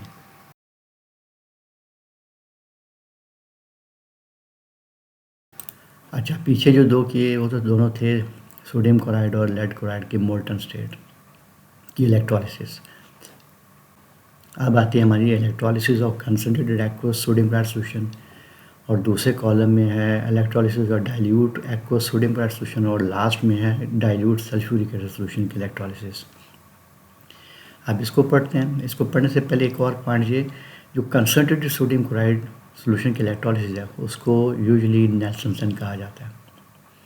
ये याद रखना है, बाज़ का पेपर में आ जाता है कि explain the electrolysis of Nelson, electrolysis taking place in Nelson cell, या explain the chemical reaction taking place in Nelson cell. तो नेल्सन सेल का क्या समझ होगी बच्चे की, तो याद आएगा ना उसको कि भी कौन से रिएक्शन लिखने में। तो इसलिए आपको electrolysis of concentrated aqueous sodium chloride solution का मतलब है नेल्सन सेल। बाकियों के ख़ास नाम नहीं है। हाँ, पीछे वाले का सोडियम क्लोराइड मोल्टन का नाम जो था वो भी डाउन सेल था। अच्छा जी, चलते हैं यहाँ से। Concentrated aqueous solution of sodium chloride is called brine. Sodium chloride का जो कंसनट्रेटेड सॉल्यूशन होता है उसको हम ब्राइन का नाम देते हैं केमिस्ट्री की लैंग्वेज में। ये असल में इंपॉर्टेंट पॉइंट है जो हर एक के साथ नहीं है। इसके साथ था एक लाइन मैंने यहाँ लिख दी, यहाँ दूसरे और तीसरे कॉलम में ऐसा कुछ भी नहीं है। अब यहाँ पर आयोनाइजेशन की स्टार्ट होने लगी है, तो आयोनाइजेशन सबसे पहले पढ़ते हैं। तो आयोनाइजेशन देखते हैं क्या लिखा हुआ है। अब यहाँ पर है sodium chloride and water ionises as. Sodium chloride पानी में जाके सोडियम पॉजिटिव Cl नेगेटिव बनेगा। इसको अगर थोड़ा सा वर्क एरिया की तरफ जाके देखें तो मैं कुछ चीज़ समझाना चाह रहा हूँ। जब आपने की थी सोडियम क्लोराइड मोल्टन की आयनाइजेशन, तो आपने यहाँ लिखा था L लिक्विड, बना Na पॉजिटिव और Cl नेगेटिव भी था। जब आप बात करने जा रहे हैं सोडियम क्लोराइड एक्वस की, तो यहाँ लिखेंगे AQ मीन इन वाटर। बनेगा यहाँ पर भी Na पॉजिटिव और Cl नेगेटिव। ये आयंस में तो कोई फ़र्क नहीं है, लेकिन यहाँ असल में ये चीज़ें इंडिकेट करती हैं ये किस पोजीशन में या किस हालत में है। ये लिक्विड का मतलब ये है कि ये असल में मोल्टन है, और यहाँ इनके साथ AQ लिखने का मतलब है कि सोडियम पॉजिटिव या Cl negative they are present in water. तो ये जो सिंबल्स हैं, ये सिंबल बहुत इंपॉर्टेंट है, जो बेसिकली डिपिक्ट करते हैं कि ये आयंस किस स्टेट में मौजूद हैं। तो इसलिए यहाँ पर ये इसका बताना ये बहुत ज़रूरी है और अहम है, एक्वस एंड एक्वस। अच्छा, उसके बाद वाटर है, वाटर भी आयनाइज होगा। यहाँ पर वाटर L यानी लिक्विड स्टेट में लिखा हुआ है। तो लिक्विड स्टेट में वाटर जब होगा, इसका एक H पॉजिटिव और OH नेगेटिव सेपरेट हो जाएंगे। फिर वंस अगेन थोड़ा सा जाएँ उस तरफ वर्क एरिया में, तो यहाँ पर वाटर ये हो गया वाटर, और वाटर को यूजुअली ऐसे भी लिख लिया जाता है OH नेगेटिव, ये डेल्टा नेगेटिव है, ये डेल्टा पॉजिटिव है। तो बेसिकली यहीं से ब्रेकिंग होती है, जिससे H पॉजिटिव सेपरेट हो जाता है, OH नेगेटिव सेपरेट हो जाते हैं इन वाटर। तो ये दो आयन प्रोड्यूस होते हैं। तो इधर आते हैं, तो यहाँ पर क्या होगा फिर जनाब, इस वक्त हमारे पास 4 टाइप के आयन हैं, 2 पॉजिटिव हैं, 2 नेगेटिव हैं। एक हो गया Na पॉजिटिव, एक हो गया Cl नेगेटिव, एक हो गया H पॉजिटिव, एक हो गया OH नेगेटिव। अब ये 2 यानी हमारे पास आगे क्या कहते हैं पॉजिटिव, और 2 आगे नेगेटिव। अब ज़रा इन सारे आयन्स की पोजीशन देखते हैं जाके वर्क एरिया में। ये मैंने बनाया वर्क एरिया में, ये सारा पहले स्केच बना दिया। ये इस वक्त नेगेटिव पॉजिटिव, ये हो गया कैथोड, ये हो गया एनोड। तो आपके सोल्यूशन में 4 टाइप के आयन्स हैं, 2 पॉजिटिव मैंने ऊपर लिख दिए, 2 नेगेटिव नीचे लिख दिए। तो क्या इसका मतलब ये है कि ये जो दोनों हैं पॉजिटिव, ये वाले, क्या वो कैथोड की तरफ जाएंगे, और ये दोनों नेगेटिव जो हैं Cl negative and OH negative anode की तरफ जाएंगे? ऐसा हरगिज़ नहीं होता। एक वक्त में सिर्फ एक आयन ही ट्रैवल करता है। अब वो इनके दरमियान एक कंपटीशन होता है, Na पॉजिटिव और H पॉजिटिव में होगा, सिमिलरली Cl नेगेटिव और OH नेगेटिव में होगा। इस लेवल पे सिर्फ यही आपको क्रैमिंग करनी पड़ेगी कि कौन सा किधर जाएगा। यही बात हम यहाँ पर जाके स्टडी करनी है। अच्छा, अब देखते हैं कि डाइल्यूट सोडियम क्लोराइड के अंदर क्या हो रहा है। उसमें भी सोडियम क्लोराइड वाटर में जाके क्या यानी किस तरीके से आयनाइज हो रहा है, उसके अंदर भी देख लें। तो सोडियम क्लोराइड जो है हमारे पास वाटर में जाके आयनाइजेशन की इसकी जो सिचुएशन है वो एग्जैक्टली सेम ही है जो कि आपने पीछे देखी है। Sodium chloride solid Na positive Cl negative में चेंज हो रहा है, यहाँ पर भी वही हो रहा है। वाटर भी आयनाइजेशन के बाद H पॉजिटिव और OH नेगेटिव में कन्वर्ट हो रहा है, यहाँ पर भी यही हो रहा है। और नीचे जो solution will contain Na positive Cl negative H positive OH negative, exactly वही लाइन है। ये दोनों यानी जो कॉलम की आयनाइजेशन की इक्वेशन है और जिसकी एक्सप्लेनेशन है वो एग्जैक्टली सेम है। अब आ जाते हैं हम ionisation of dilute sulphuric acid की। उसमें क्या लिखा हुआ है, H2SO4 and water ionises as H2SO4 will convert into 2H positive and sulphate di negative. अब यहाँ पर ये क्रैमिंग है वो करनी पड़ेगी आपको कि सल्फ्यूरिक एसिड आयनाइज होगा, उसमें आपको 2 टाइप के पार्टिकल मिलेंगे, एक नेगेटिव एक पॉजिटिव। जो पॉजिटिव है वो H पॉजिटिव ही है, और जो नेगेटिव है वो सल्फेट है SO4-2, ठीक है। और जो नीचे वाटर आयनाइज वो बिल्कुल वही सेम एग्जैक्टली जो कि आयनाइजेशन ऑफ नेल्सन सैन में हो रही है और जो डाइल्यूट सोल्यूशन के अंदर हो रही है सोडियम क्लोराइड में, इसमें कोई ख़ास फ़र्क नहीं। हाँ, अलबत्ता इसके अंदर थोड़ा फ़र्क पड़ेगा जब आप कहेंगे कि so this solution will contain H positive, क्योंकि ऊपर भी सल्फ्यूरिक एसिड भी H पॉजिटिव छोड़ रहा है, वाटर भी H पॉजिटिव है, इसलिए ये कॉमन हो जाएगा। इसमें आपको सिर्फ 3 आयन लिखे हुए नजर आएंगे, H positive, sulphate di negative and OH negative ion. उसमें 4 आयन हो नहीं सकते क्योंकि ये दोनों सिमिलर हैं, ठीक है। अब आता है हमारे पास नेक्स्ट पॉइंट कि इसके कैथोड और एनोड क्या होंगे। कैथोड एनोड में आ जाएं तो नेल्सन सेल के अंदर जो कैथोड एनोड हैं दोनों ही प्लेटिनम या ग्रेफाइट यूज़ हो सकते हैं, हो गया। और यानी एनोड कैथोड दोनों ही प्लेटिनम के हो सकते हैं, दोनों ही ग्रेफाइट के हो सकते हैं। अब आ जाएँ आपके पास anode cathode in case of dilute sodium chloride की इलेक्ट्रोलिसिस, उसमें क्या होगा, प्लेटिनम प्लेटिनम दोनों ही प्लेटिनम। और एंड पे आ जाएँ आप electrolysis of dilute sulphuric acid, वो भी दोनों प्लेटिनम है। तो क्रैमिंग करने वाली बात है यहाँ पर भी। अब आएगा असल प्रॉब्लम यहाँ पर स्टार्ट होने जा रहा है, ऑन पासिंग इलेक्ट्रोलिसिस होगा क्या। तो सबसे पहले इधर देख लेते हैं कि जब आप इसकी पढ़ेंगे इलेक्ट्रोलिसिस, क्योंकि इलेक्ट्रोलिसिस होने लगी है तो हमें ये सामने होना चाहिए, क्योंकि जनरल फार्मूला ये में बताया गया कि किधर किधर आयन मूव कर रहे हैं। Reaction at cathode, reduction half reaction, cathode पे होने जा रहा है ये रिएक्शन। इसमें H पॉजिटिव जाएगा कैथोड पर और इलेक्ट्रॉन लेगा, रिड्यूस हो जाएगा। अब स्टूडेंट को पता होना चाहिए कि ये H पॉजिटिव 1 के बैक पे 2 क्यों लगाया गया। रीज़न क्या है कि हाइड्रोजन डायटोमिक स्टेट में एग्जिस्ट करती है, इसलिए H2 लिखना था, जिस वजह से हमें इलेक्ट्रॉन के पास भी 2 लिखना पड़ा और H पॉजिटिव के पास भी 2 लिखना पड़ा। और हुआ क्या है, क्योंकि यहाँ पर कैथोड पे जाके रिडक्शन होनी है, इसलिए इसकी लैंग्वेज में यूज़ किया गया H positive ions are reduced at cathode to H2 gas. Hydrogen gas मिलेगी हमें इस वक्त। यहाँ से बबलिंग हो रही होगी हाइड्रोजन गैस की। ये हो गया। अब आ जाए उसके पैरेलल दूसरी तरफ आ जाएं। जब आपने डाइल्यूट सोडियम क्लोराइड के अंदर आपने इलेक्ट्रिसिटी को पास किया तो क्या होगा, reaction at cathode, reduction, half shell reaction, और एग्जैक्टली सेम वही हो रहा है। यानी आपका डाइल्यूट कंसनट्रेटेड सोडियम क्लोराइड है सोल्यूशन या डाइल्यूट सोडियम क्लोराइड सोल्यूशन है, जब आप उसकी इलेक्ट्रिसिटी पास करेंगे तो कैथोड पे दोनों रिएक्शन सेम है। रिएक्शन याद करना प्रॉब्लम नहीं है। अब प्रॉब्लम यहाँ पर यह है कि ये 4 क्यों है, तो यहाँ पर तो 2 था, यहाँ 4 क्यों है, उसके लिए थोड़ा सा यानी वेट करें, जब ये आगे आएगा फिर इसको मिला करके पढ़ेंगे, फिर आपको समझ आएगा कि यहाँ 4 क्यों आया है।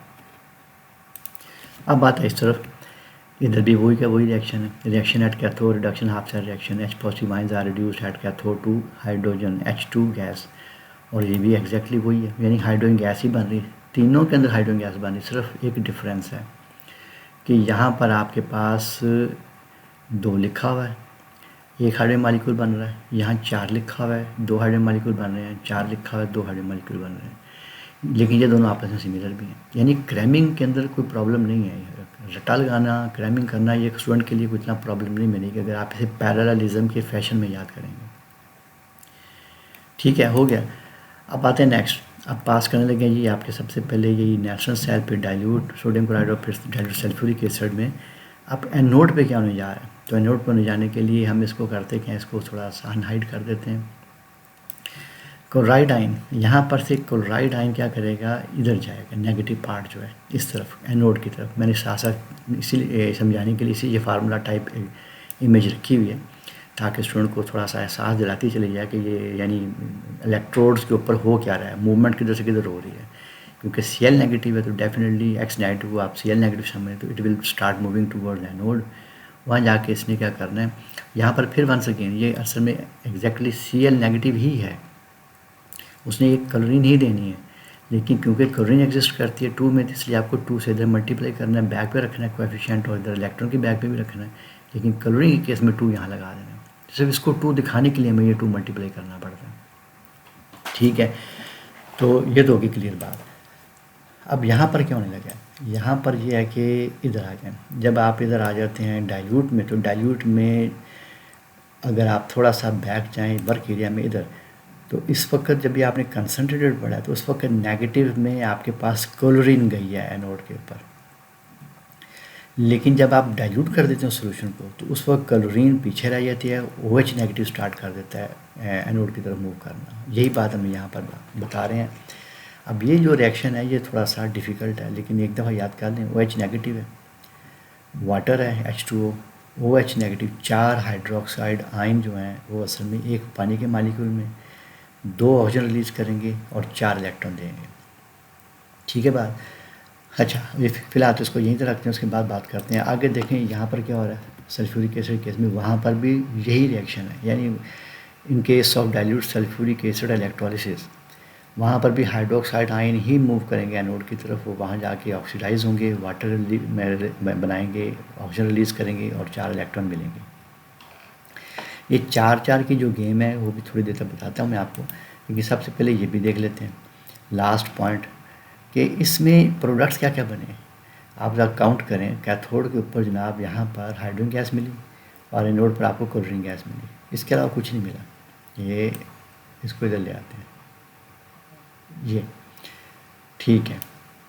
इसके अलावा जो आपको चीज़ मिली यहाँ पर, ये एक चीज़ फालतू नज़र आ रही है, ये सोडियम हाइड्रोक्साइड है। ये कहाँ से आ गया, ये असल में ये है, ये आपका अगर आप इन चारों आयंस को देखें, ये सबसे ऊपर लिखे हुए थे, तो एक हो गया जनाब आपका जो ऑक्सीजन रिडक्शन हुई थी वो हुई थी हाइड्रोजन में, यानी इसमें, और दूसरी हुई थी आपकी क्लोरीन में। ये दो आयन यहाँ से निकल गए थे, H पॉजिटिव Cl नेगेटिव। तो रह क्या गया था, Na पॉजिटिव OH नेगेटिव। तो Na पॉजिटिव OH नेगेटिव जो है बेसिकली नेचुरल सेल के अंदर इलेक्ट्रोलिसिस के दौरान ये एक हमें प्रोडक्ट मिलता है और बेसिकली इसीलिए करवाई जाती है। बेसिकली ये कास्टिक सोडे की प्रिपरेशन का मेथड है, लेकिन इस दौरान हमें हाइड्रोजन गैस भी मिल जाती है, क्लोरीन गैस भी मिल जाती है, लेकिन ये चीज़ें यहाँ मेंशन नहीं है, मैं आपको सब बता रहा हूँ। तो इसलिए इसके जो प्रोडक्ट्स हैं वो हैं H2 गैस, Cl2 गैस। ये असल में वो प्रोडक्ट्स हैं जो एनोड कैथोड पे मिले हैं। ये जो है ये एनोड कैथोड पे नहीं मिले आपको, ये असल में after the removal of Cl negative व H पॉजिटिव हमें जो पीछे मिले थे वो Na पॉजिटिव OH नेगेटिव मिला था, इसीलिए सोडियम हाइड्रोक्साइड आपको यहाँ नज़र आ रहा है।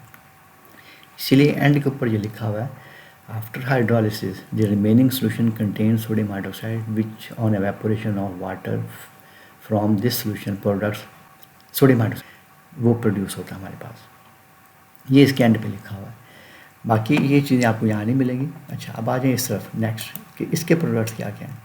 इसके प्रोडक्ट्स में आपको जो कैथोड पे नज़र आ रहा है हाइड्रोजन गैस है, और एनोड पे जो नज़र आ रहा है बेसिकली ऑक्सीजन है। वाटर में ही क्योंकि सारा रिएक्शन ही वाटर में हो रहा है, तो हम वाटर को एज ए प्रोडक्ट नहीं लेंगे, बेसिकली ऑक्सीजन गैस को एज ए प्रोडक्ट लेंगे। तो देखते हैं क्या बना नज़र आता है यहाँ पर हमें, हाइड्रोजन गैस और ऑक्सीजन गैस। ठीक है, वाटर आपको नज़र आ रहा है प्रोडक्ट साइड पर, लेकिन वो एज ए प्रोडक्ट नहीं है, वो वाटर में तो रिएक्शन हो रहा है और वाटर ही आपको मिल रहा है, तो वाटर बेसिकली एज सच कोई प्रोडक्ट नहीं है। तो एंड पे आ जाए ज़रा इधर, इसमें भी आपको कैथोड पे नज़र आ रहा है हाइड्रोजन गैस और एनोड पे आपको ऑक्सीजन गैस नज़र आ रही है, तो यहाँ पर भी आपको यही दो चीज़ें नज़र आएंगी। अच्छा, अब समझने वाली जो चीज़ें रहेगी वो ये थी, ये 4 क्यों है।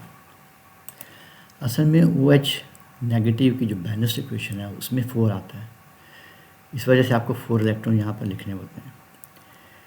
हाफ रिएक्शन चाहे ऑक्सीडेशन हो रिडक्शन हो, उनके नंबर ऑफ इलेक्ट्रॉन सेम होते हैं। यहाँ पर असल में ये इक्वेशन एग्जैक्टली यही थी, लेकिन क्योंकि 4 इलेक्ट्रॉन करने हैं इसलिए आपने इस इक्वेशन को 2 से मल्टीप्लाई करके यहाँ लिखा था। ठीक है, ये 4 असल में इसलिए नज़र आ रहा है आपको 4 इलेक्ट्रॉन, क्योंकि रिएक्शन के जो इलेक्ट्रॉन है आपके ये दोनों ये सेम होने चाहिए। तो इसको देखते हुए क्योंकि 4 इलेक्ट्रॉन जो हैं एट एनोड हमें मिल रहे हैं, तो एट कैथोड भी 4 इलेक्ट्रॉन होने चाहिए जो कि H पॉजिटिव को मिलते हैं। इस वजह से मेरा कहने का मकसद ये है कि ये जो इक्वेशन है ये वाली ये भी एग्जैक्टली यही थी, 2H positive plus 2 electron arrow H2, लेकिन क्योंकि ये 4 इलेक्ट्रॉन है, इसको 4 इलेक्ट्रॉन शो करने के लिए क्योंकि 2 सिमिलर इलेक्ट्रॉन होनी चाहिए, तादाद इनकी सिमिलर होनी चाहिए, सेम होनी चाहिए, तो आपने इस इक्वेशन को 2 से फर्दर फिर मल्टीप्लाई किया, जिस वजह से ये 4 हो गए, और इसी वजह से आपको ये 4 पीछे और यहाँ पर 2 नज़र आ रहे हैं। तो इस तरीके से ये सारा क्वेश्चन हो गया, सॉल्व हो गया, और ये सारी डिस्कशन आपस में क्लियर होगी। और बेसिकली ये सारी पैरेललिज्म में लिखने का मतलब क्या था कि एक बच्चा याद करने में उसको प्रॉब्लम फील ना हो। अगर आप एटलीस्ट एक याद करेंगे तो दूसरा तीसरा जो है वो थोड़े थोड़े डिफरेंस के साथ याद हो जाता है बच्चे को। अच्छा, अब इसके बाद एक क्वेश्चन यहाँ पर लिखा हुआ है, ये भी देखना इंपॉर्टेंट है। ये लिखा हुआ है, product the products of electrolysis for a dilute solution of potassium iodide. Potassium iodide है तो उसकी इलेक्ट्रोलिसिस करनी है डाइल्यूट सोल्यूशन की, तो कैसे होगी? वो एग्जैक्टली ऐसे ही होगी। फ़र्क क्या होगा, जहाँ क्लोरीन होगी क्लोराइड होगा वहाँ आयोडाइड लिख दें, ठीक है, बाकी सारा प्रोसेस ऐसे ही होगा। यहाँ पर आयोडाइड लिख देंगे, प्लेटिनम वही रहने दें, और उसके बाद हाइड्रोजन अपनी जगह पे रहेगी, और उसके बाद आएगा OH नेगेटिव भी अपनी जगह रहेगा, यानी इसमें भी कोई चेंज नहीं है, सिर्फ आपका लिखने में यहाँ चेंज आएगा आयोडाइड। डाइल्यूट सोडियम क्लोराइड के सोल्यूशन में भी जो चेंजेस नज़र आ रही हैं आपको एग्जैक्टली डाइल्यूट सोडियम आयोडाइड या पोटेशियम आयोडाइड, ये सारा प्रोसेस ऐसे ही होना है। Reaction at cathode hydrogen gas मिलेगी, रिएक्शन एट एनोड आपको ऑक्सीजन गैस मिलेगी, 4 इलेक्ट्रॉन होंगे, यानी उसमें कोई फ़र्क नहीं आएगा। इवन आपके प्रोडक्ट्स में भी कोई फ़र्क नहीं, हाइड्रोजन और ऑक्सीजन वैसे ही बनेंगे। यानी ये जो आपने लिखा यहाँ पर, जो आपके पास लिखा हुआ क्वेश्चन है, इसको अगर आप सॉल्व करना चाहें तो एग्जैक्टली सारा यही है, सिर्फ लिखने में यहाँ पर थोड़ी देर के लिए चेंज कर दें। आप बेशक आयोडाइड लिख सकते हैं, आप ये आयोडाइड हो जाएगा और ये आयोडाइड हो जाएगा, सिर्फ ये चेंज आ जाएगी। उसके बाद आपके नीचे कहीं पर भी कोई चेंज नहीं, यहाँ एंड तक। तो बहरहाल मैं ये आपको दिखा दिया था, इसको हम वापस रिवर्स कर देते हैं ताकि नोट्स में गड़बड़ ना आए। तो ये क्वेश्चन हमारा तकरीबन समझ में सारा हो गया। एंड पे जाके हम इन सब को कर देते हैं इकट्ठा। तो ये सारी जो है जो मैंने लगाए थे ये मैंने निकाल दिए, और जो सारा चीज़ें अब आपको सामने नज़र आ रही हैं। अब इसमें अगर एंड पे अगर आप थोड़ा सा करें, इनको आपस में मिला कर देखें, तो यानी पाँचों को, तो इसमें ये तीनों जो हैं, ये वाले तीनों ये सेम हैं, ये दो इनके सेम है। उसके बाद आपके ये हाइड्रोजन वाले ये जो डाइल्यूट सोल्यूशन एक्वा सोल्यूशन या कंसनट्रेटेड एक्वा सोल्यूशन या डाइल्यूट सल्फ्यूरिक एसिड, ये तीनों सेम है। इनकी सिमिलरिटी सेंस में तो नहीं है, लेकिन ये है कि दोनों पॉजिटिव आयन हैं, दोनों मेटल हैं, वही जाकर डिपॉजिट हो रहे हैं। तो इस तरीके से ये सारे का सारा लंबा चौड़ा टॉपिक जो है वो हमने क्लियर कर दिया।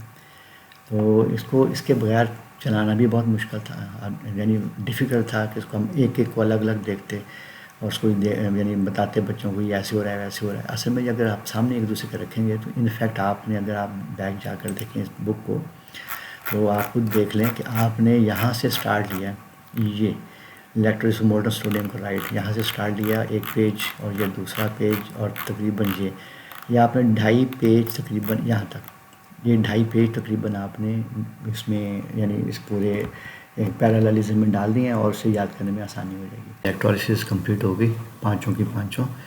अच्छा, इसके बाद नीचे यहाँ पर एक क्वेश्चन नज़र आ रहा है आपको। क्वेश्चन है compare and contrast products formed at the electrode during electrolysis of concentrated aqua sodium chloride and dilute sulphuric acid using inert electrodes. वो असल में इधर और इधर एक्सट्रीम राइट और ये वाला जो नज़र आ रहा है electrolysis of concentrated aqua sodium chloride या नेल्सन सेल की, इनके प्रोडक्ट्स की आपस में कंपैरिजन मांग रहे हैं। तो ये दरमियान में आ गया, इस दरमियान को हम हाइड कर लेते हैं और फिर इन दोनों के प्रोडक्ट्स को ज़रा गौर करते हैं। कैथोड प्रोडक्ट्स क्या जनाब, concentrated sodium chloride brine solution के इधर हैं और डाइल्यूट सल्फ्यूरिक एसिड के राइट तरफ है। ये कैथोड पे क्या हो रहा है, हाइड्रोजन गैस इधर भी बन रही है और हाइड्रोजन गैस इधर भी बन रही है, तो हमने लिख दिया हाइड्रोजन गैस दोनों तरफ।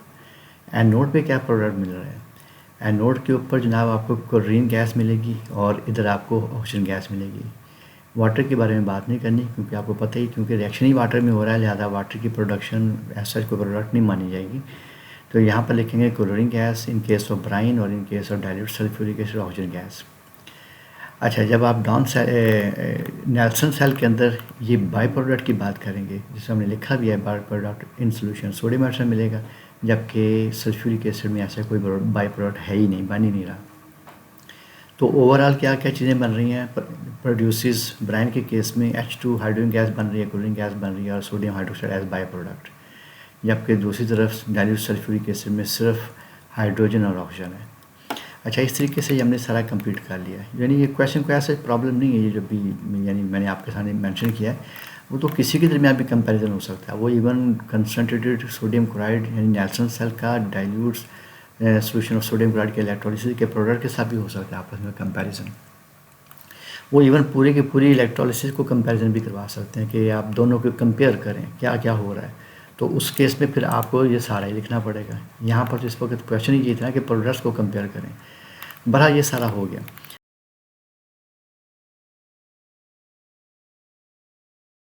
अब आने लगा यहाँ पर हमारे पास इलेक्ट्रोलिसिस ऑफ कॉपर सल्फ के कंपाउंड्स की इलेक्ट्रोलिसिस की डिस्कशन होने जा रही है।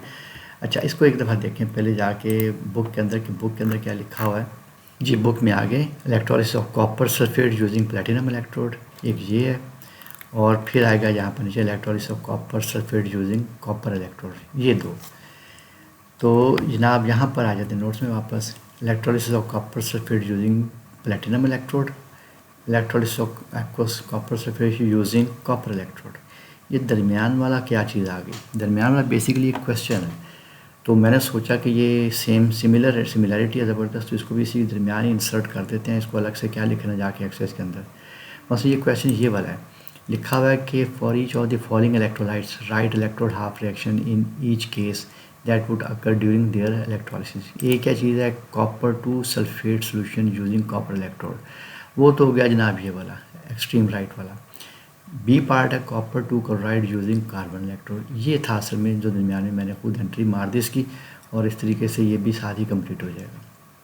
ठीक है, तो सबसे पहले आता है जनाब, ये ज़हन में रखना है कि पहले जाने लगा हमारा ये इनकी आयनाइजेशन इक्वेशंस लिखनी है। तो आयनाइजेशन इक्वेशन लिखने के लिए क्या होगा जनाब, दो ही आपके पास हैं इलेक्ट्रोलाइट, एक कॉपर सल्फेट है, वाटर भी इलेक्ट्रोलाइट है अगरचे वीक इलेक्ट्रोलाइट है, दोनों आयोनाइज होंगे। कॉपर सल्फेट एक्वस मीडियम में copper two di positive aqueous create करेगा, प्रोड्यूस करेगा, और सल्फेट डाई नेगेटिव प्रोड्यूस करेगा। और वाटर हस्बे मामूल जैसे कि पीछे आपने पढ़ी है वाटर की आयनाइजेशन इक्वेशन वो एग्जैक्टली वैसे ही है, H positive and OH negative. ठीक है, तो अब उसके बाद इधर देखते हैं electrolysis of copper chloride using carbon electrode, उसके अंदर आयनाइजेशन क्या होगी। यहाँ कॉपर क्लोराइड है, तो कॉपर क्लोराइड कॉपर डाइपॉजिटिव में exactly similar to this previous, लेकिन क्योंकि यहाँ नेगेटिव पार्ट क्लोराइड है, यहाँ नेगेटिव पार्ट सल्फेट था, तो ये 2 क्लोराइड आयन प्रोड्यूस करेगा, जबकि वाटर की आयनाइजेशन एग्जैक्टली वही है। तो फिर इस तरफ लास्ट वाले में क्या है, कॉपर सल्फेट इन वाटर, वो तो एग्जैक्टली वैसे कि वैसे ही जैसे कि फर्स्ट कॉलम में थी, क्योंकि फ़र्क क्या है कि इसमें हम कर रहे हैं कॉपर इलेक्ट्रोड यूज़, इसमें कर रहे हैं प्लेटिनम, लेकिन उसकी आयनाइजेशन पे तो फ़र्क नहीं पड़ेगा, वो तो जस्ट नॉर्मल वैसे की वैसी रहेगी जैसे कि कॉपर सल्फेट प्लेटिनम इलेक्ट्रोड में है, एग्जैक्टली सेम वैसे ही कॉपर सल्फेट की आयनाइजेशन कॉपर इलेक्ट्रोड की यानी कंपार्टमेंट में आपको नज़र आ रही है, यहाँ पर सेम है बिल्कुल। अच्छा, इसके इलेक्ट्रोड्स की बात करते हैं, तो इसके अंदर तो ऊपर लिखा हुआ है, हेडिंग में ही लिखा हुआ है कि प्लेटिनम इलेक्ट्रोड्स, तो बात खत्म हो गई। और यहाँ पर हेडिंग में लिखा हुआ है कार्बन इलेक्ट्रोड यानी ग्रेफाइट हो गया। और यहाँ पर क्या चीज़ है, ये है जनाब आपके पास एनोड कॉपर है, कैथोड भी कॉपर ही है, लेकिन यहाँ ऊपर एक लाइन ब्रैकेट में लिखी हुई है इम्प्योर कॉपर बार, प्योर कॉपर बार। अब इसका मतलब क्या है, ये मतलब यहाँ एक्सप्लेन नहीं करेंगे, इसको थोड़ा सा आगे चलते हैं, एंड पे जाके इसको एक्सप्लेन करते हैं कि इसका मतलब क्या हो रहा है। अच्छा, ऑन पासिंग इलेक्ट्रिसिटी होने का लगा है, तो जब इलेक्ट्रिसिटी पास करेंगे तो रिएक्शन एट कैथोड क्या है और रिएक्शन एट एनोड, पहले इसको देखते हैं। रिएक्शन एट कैथोड होगा क्या कि हमारे पास जेन में ये रहे कि ऊपर 2 पॉजिटिव और 2 नेगेटिव आयंस हैं। अब इस वक्त कैथोड की तरफ जाएंगे पॉजिटिव, कॉपर डाई पॉजिटिव भी है, H मोनो पॉजिटिव भी है, इन दोनों में कौन जाएगा, कॉपर सिर्फ जाएगा। इन दोनों की प्रेजेंस में कॉपर जनाब प्रेफर करेगा, मूव करेगा टूवर्ड्स कैथोड और वहाँ जाके 2 इलेक्ट्रॉन लेगा और रिड्यूस हो जाएगा। ठीक है, तो इसके साथ ही इसको आगे भी देख लेते हैं। पासिंग इलेक्ट्रिसिटी कैथोड पे अब क्या होगा, जब आपके पास कॉपर क्लोराइड है और यूज़ आप करें ग्रेफाइट, यहाँ पर भी कॉपर ही जाएगा, कॉपर डाई पॉजिटिव जाएगा, कैथोड के पास इलेक्ट्रॉन लेगा और न्यूट्रल हो जाएगा। और एंड वाला क्या है, वहाँ पर भी एग्जैक्टली सेम यही रिएक्शन है, reaction at cathode reduction half reaction है। अब रिडक्शन हाफ रिएक्शन मेरे ख्याल में आप बच्चे समझते हैं, पीछे इसके बारे में डिस्कशन की है। ये हाफ रिएक्शन यानी कैथोड के ऊपर जो प्रोसेस हो रहा है उसकी बात हो रही है, सिर्फ कैथोड पर। एनोड वाला जो बाकी हाफ रिएक्शन वो नीचे की तरफ आ रहा है, वो अभी हमने अनवील नहीं किया, उसको भी डिस्कस करते हैं। तो इसमें भी copper di positive accepting 2 electron and getting reduced to form Cu neutral यानी कॉपर मेटल बन जाएगा। अब आते हैं एनोड की तरफ। एनोड की तरफ क्या होगा, एनोड के ऊपर जाके यहाँ पर रिएक्शन में तब्दीलियाँ आएंगी। जब आप करेंगे यूज़ करेंगे आप प्लेटिनम इलेक्ट्रोड, तो उस वक्त कॉपर सल्फेट और वाटर के यानी आयनाइजेशन के बाद जो नेगेटिव पार्ट है वो आपके पास एक सल्फेट है और एक OH नेगेटिव है। इसमें OH नेगेटिव जो है वो जनाब जीत जाएगा, वो जाएगा एनोड के पास, ऑक्सीडाइज कर लेगा और इलेक्ट्रॉन रिलीज़ कर देगा। अब ये क्वेश्चन डेफिनेटली हमने ऊपर भी पढ़ी है, इसको क्रैमिंग करनी पड़ेगी। 4 OH नेगेटिव है, वाटर प्रोड्यूस करेगा, ऑक्सीजन गैस मिलेगी और इलेक्ट्रॉन मिलेंगे। The blue colour of solution fades away as reaction proceeds. अब इस लाइन का मतलब ये है कि रिएक्शन में कॉपर सल्फेट आयनाइज हुआ और वाटर भी आयनाइज हुआ। कॉपर सल्फेट में कॉपर तो अपना रिड्यूस होकर जाके कैथोड पे सेटल हो रहा है, तो कॉपर कंटिन्यूसली कम हो रहा है। जब कंटिन्यूसली कम होगा तो उसका कलर ऐसा फेड भी हो जाएगा। लेकिन इससे पहले कॉपर का कलर भी बच्चों को पता होना चाहिए। ये जनाब मैं आपको दिखाता हूँ अभी कॉपर का कलर, ये जनाब कॉपर सल्फेट है, ये ब्लू, तो ये कॉपर सल्फेट का कलर मौजूद है आपके सामने, ये ब्लू कलर का होता है। तो कॉपर सल्फेट आपके सामने आ गया। अब इसकी लाइन यही नीचे लिखी हुई कि blue colour of solution fades away as the reaction proceeds. तो उसके बाद आप इधर देख लेते हैं, इस तरफ क्या है, इधर ये है कि reaction at anode oxygen half reaction only chloride ions are oxidise to chlorine gas.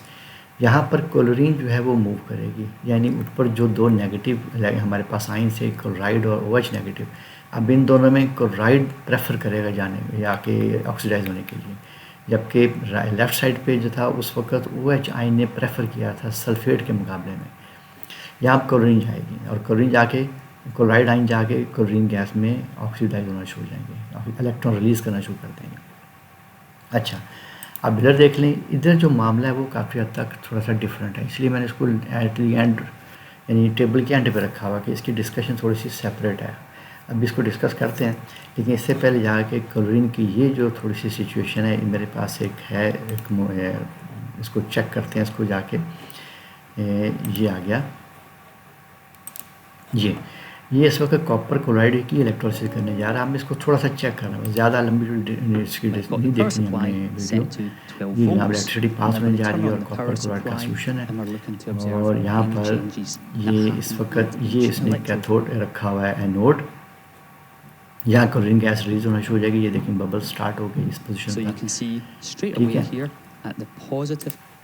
तो ये बबलिंग स्टार्ट हो गई। अब यहाँ पर क्या होने लगा, यहाँ पर कॉपर स्टार्ट हो गई डिपॉजिट होना, और एंड पे इसका सही ख़ास तौर पे देखेंगे एंड रिज़ल्ट क्या है, वही चीज़ मेन चीज़ है दिखाने वाली। ये गैस बबल आउट हो रही है क्लोरीन की, और यहाँ पर इसके लिए मैं स्ट्रेट अवे इसको सीधा आगे कर देता हूँ, ज़्यादा लंबा इंतज़ार नहीं करते।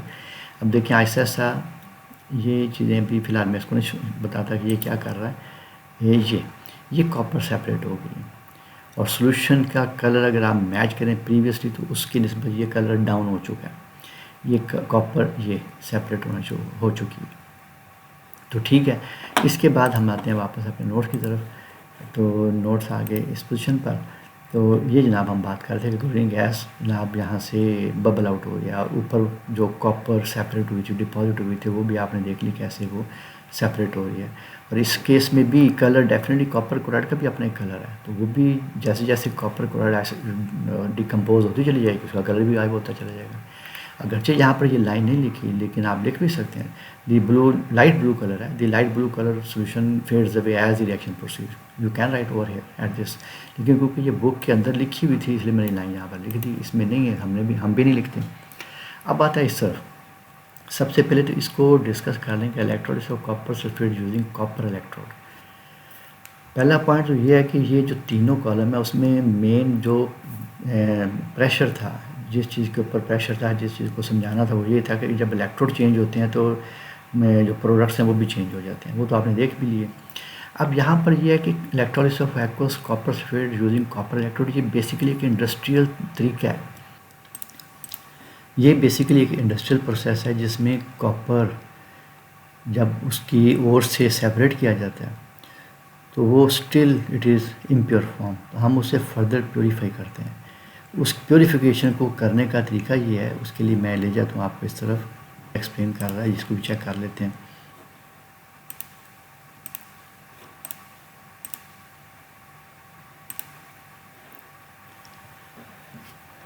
यहाँ पर क्या होने लगा, ये मोटी रॉड है और ये पतली रॉड है, ये एनोड है, ये इम्प्योर कॉपर शो कर रहा है, ये प्योर कॉपर है, ये इम्प्योर कॉपर लिखा नज़र आ रहा है, कॉपर स्टेट सोल्यूशन दरमियान में है।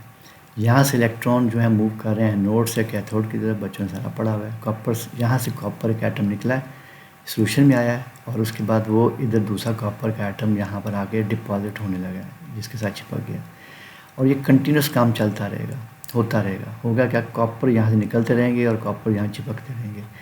इस दौरान आप ये देखें नीचे कुछ चीज़ सेटल हो रही है, इसे एनोड मड कहते हैं, यानी कीचड़ है जो एनोड से निकल के, ये सारी इम्प्योरिटीज़ हैं। तो वंस अगेन मैंने रिप्ले कर दिया, तो उसमें होगा क्या कि ये कॉपर जो मड है, कॉपर यानी एनोड से जो मड रिलीज़ हो रहा है वो नीचे सेटल होता जाएगा, उसमें काफ़ी प्रीशियस मेटल होती हैं, सिल्वर होती है, गोल्ड वगैरह इसमें मौजूद होते हैं, जिसको बाद में सेपरेट कर लेते हैं। अच्छा, इसमें है हो क्या रहा है सारा, इसमें इलेक्ट्रिसिटी की मदद से आप इम्प्योर कॉपर को प्योर कॉपर में चेंज कर रहे हैं, और कॉपर सल्फेट दरमियान में इलेक्ट्रोड है, ये सॉरी इलेक्ट्रोलाइट है। इसको लेके चलते हैं वापस अपने नोट्स की तरफ। तो ये नोट्स आ गया, इसी वजह से यहाँ पर एनोड पे लिखा हुआ हमने इम्प्योर कॉपर बार, और नीचे इधर लिखा हुआ प्योर कॉपर बार, ये इंडस्ट्रियल प्रोसेस है। अच्छा, इसको अगर ऊपर से शुरू किया, हमने सारा तकरीबन पढ़ लिया था। यहाँ पर रिएक्शन भी हमने स्टार्ट करने के, एनोड पे क्या रिएक्शन, कैथोड का तो सीधा सीधा था, एनोड के ऊपर क्या होने जा रहा है। Copper atom break away from the anode forming copper di positive ion giving up electrons to it. Copper क्या करेगी, इलेक्ट्रॉन दे के खुद ऑक्सीडाइज होना शुरू हो जाएगी। During electrolysis, copper anode is consumed gradually and copper cathode gains mass due to deposition of copper, pure copper on it. अच्छा, अब इसके ये पॉइंट असल में काफ़ी ज़्यादा हैं इसमें, इसलिए मैंने इसको एंड पे कर दिया, copper sulphate using copper electrode, क्योंकि इनके साथ बाकी पॉइंट मैच नहीं करते, ये इसके अपने ही पॉइंट है, सारे याद रखने पड़ेंगे आपको। The copper metal obtain from its ore is impure. अब ये डिस्कशन आ रही है कि ऐसा क्यों कर रहे हैं हम। इट कंटेन्स इम्प्योरिटीज़, जिसमें जिंक है, आयरन है, सिल्वर है, गोल्ड है। These impurities are removed by the process of electrolysis. On passing electricity, copper anode dissolves, forming copper ions. Copper dipositive ions move towards the cathode, at which only copper dipositive ions are reduced. सिर्फ वो reduce होंगे, and pure copper deposit at the cathode. The impurities zinc, iron, silver and aurum fall to the bottom of the cell, and 99.5% pure copper is obtained. इससे ये हमारे पास जो copper मिलेगी वो तकरीबन 99.5% प्योर होगी। तो ये सारा प्रोसेस आपने जो पढ़ा है वो बेसिकली ये इन तीनों यानी दरमियान एक कंपैरिजन है, जिसमें जो लास्ट वाला है वो कंपैरिजन के इस पोजीशन पे आके ये काफ़ी हद तक चेंज हो जाता है, क्योंकि कई ज़्यादा लंबी जो डिस्कशन दी हुई हमने लिख दी यहाँ पर। इसमें ख़ास बात क्या थी कि ये हमारा असल में आपके बुक के एक्सेल का क्वेश्चन है, उसको भी हमने दरमियान में इंसर्ट कर लिया ताकि वो भी साथ ही यानी मामला ख़त्म हो जाए, उसका समझ आ जाए, वो काफ़ी हद तक सिमिलर भी है। ठीक है, अब चले जाते हैं आगे। हमारे पास है जनाब आने लगा इलेक्ट्रोलिसिस ऑफ हेलाइड कंपाउंड्स। अब ये कि जनरल किस्म की स्टडी शुरू होने लगी है। जनरल स्टडी का मतलब क्या है?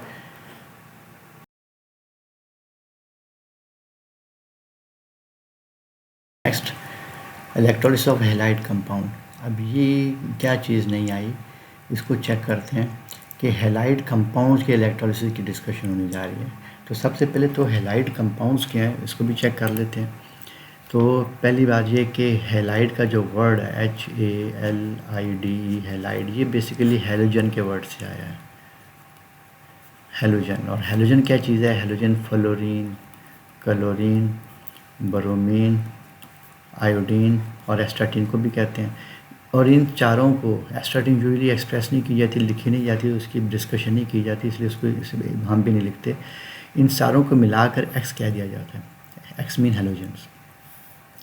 जब मैं कहता हूँ सोडियम एक्स तो इसका मतलब है सोडियम हेलाइड। हेलाइड मीन उसमें क्लोरीन भी हो सकता है, सोडियम फ्लोराइड भी हो सकता है, सोडियम क्लोराइड भी हो सकता है, सोडियम ब्रोमाइड भी हो सकता है और सोडियम आयोडाइड भी हो सकता है, जिस कोई भी हो सकता है।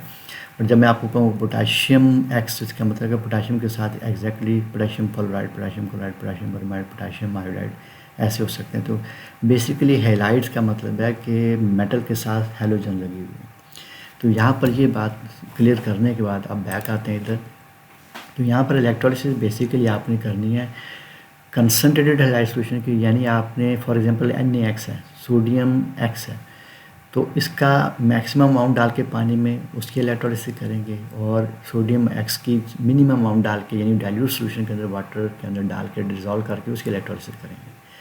तो ये बेसिकली आपने एक जनरल सी एक डिस्कशन चलने लगी है, जो कि बुक में भी आपके सामने ये है हेलाइड आयंस, लेकिन यहाँ पर ये ऐसे नज़र नहीं आ रहा जैसे मैंने लिखा हुआ है। तो ये बेसिकली सारा काम आप कर चुके हैं। अब आप कहें कि ये कोई नई चीज़ है, ये नई चीज़ नहीं है, ये इनफैक्ट आप ये ऊपर ये सारा करके आए हैं। ये आपने electrolysis of concentrated sodium chloride solution की ये पढ़ चुके हैं नेल्सन सेल की यानी कैटेगरी के अंदर, और फिर electrolysis of dilute aqueous sodium chloride solution ये भी कर चुके हैं। तो इनफैक्ट अब होना क्या लगा है? होने ये लगा है कि आप यहाँ पर यही चीज़ यहाँ पर स्पेसिफिकली पढ़ी है आपने सोडियम क्लोराइड के केस में, वहाँ पर आप जनरल पढ़ने जा रहे हैं। तो ठीक है, चलते हैं आगे, इसके इस पोजीशन पे आते हैं। ये तो अब इसे पढ़ने जा रहे हैं हम। तो ना पढ़ने के लिए ये है कि हमारे सामने वो ऊपर जो डिस्कशन की है वो भी सामने होनी चाहिए, तो उससे ज़रा मज़ीद ज़बरदस्त समझ आएगी। तो मैं ऐसा करता हूँ कि ऊपर की जो अपने पढ़ा था कंपैरिजन, 5 इलेक्ट्रोलिसिस पढ़ी थी, उनमें से 2 वो जो कि कंसनट्रेटेड और डाइल्यूट की थी मौजूद हमारे पास सोडियम क्लोराइड की, वो मैं यहाँ पर कॉपी पेस्ट करने लगा हूँ। ज़रा चेक करें ज़रा इधर, ये आ गई।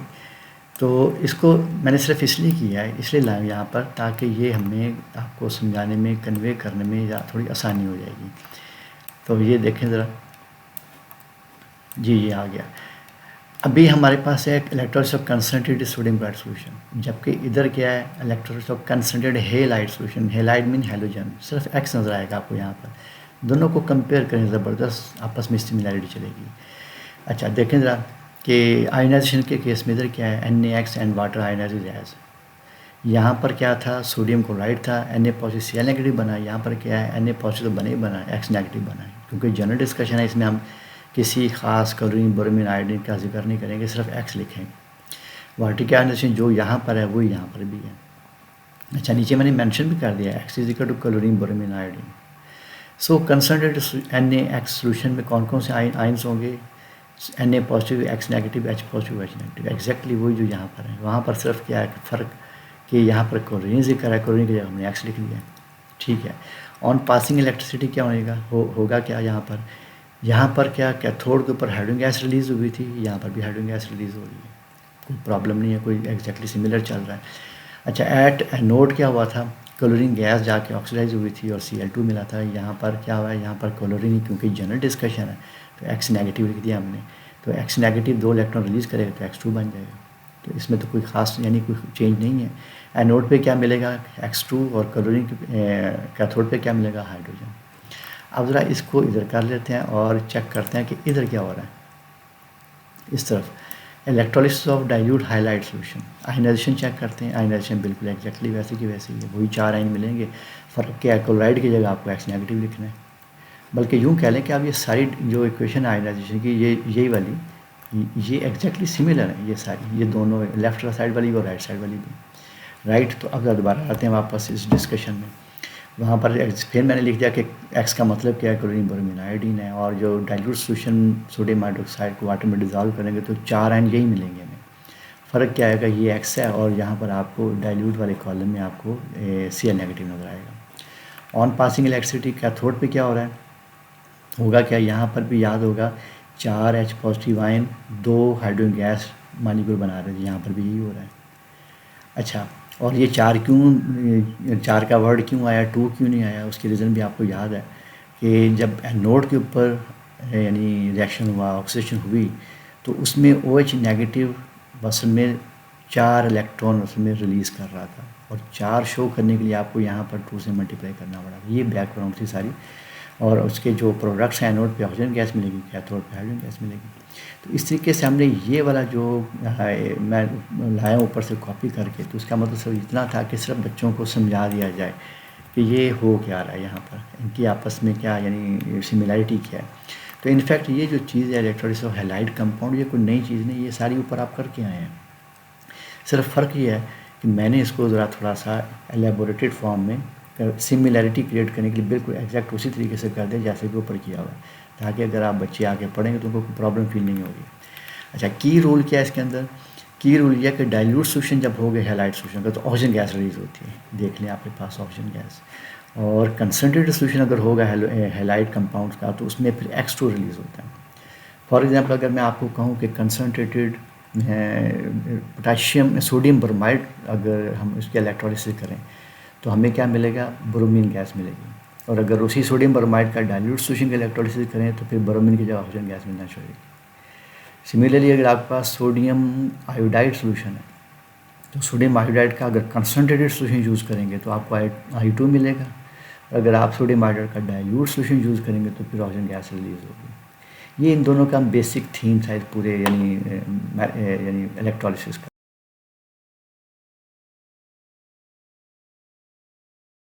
अब आता है नया टॉपिक इलेक्ट्रोप्लेटिंग। तो according to definition, the electrolytic process use to deposit one metal on another metal is called electroplating. यानी कि ये ऐसा अमल है जिसमें एक मेटल के ऊपर दूसरी मेटल की लेयर बिछाई जाती है या लेयर बिठाई जाती है, या दूसरे अल्फाज में एक मेटल को दूसरी मेटल के एनवेलप में क्लोज़ कर दिया जाता है, यूँ कह लें आप इसे। अच्छा, उसके बाद फ़ौरन हम एक वही डायग्राम पुरानी वाली ले आते हैं जो कि हम बार बार देखते आए हैं। ये वाली डायग्राम बेसिकली एक जनरल डायग्राम है जिसमें हमने लास्ट टाइम जो पढ़ा था वो था इलेक्ट्रोलिसिस। तो इलेक्ट्रोलिसिस में कैथोड होता है, एक एनोड होता है, दरमियान में एक सोल्यूशन होता है। सोल्यूशन में से जो एक M पॉजिटिव है, जनरल टैग्स लगाए हुए हैं इसके ऊपर, X नेगेटिव है, M पॉजिटिव है।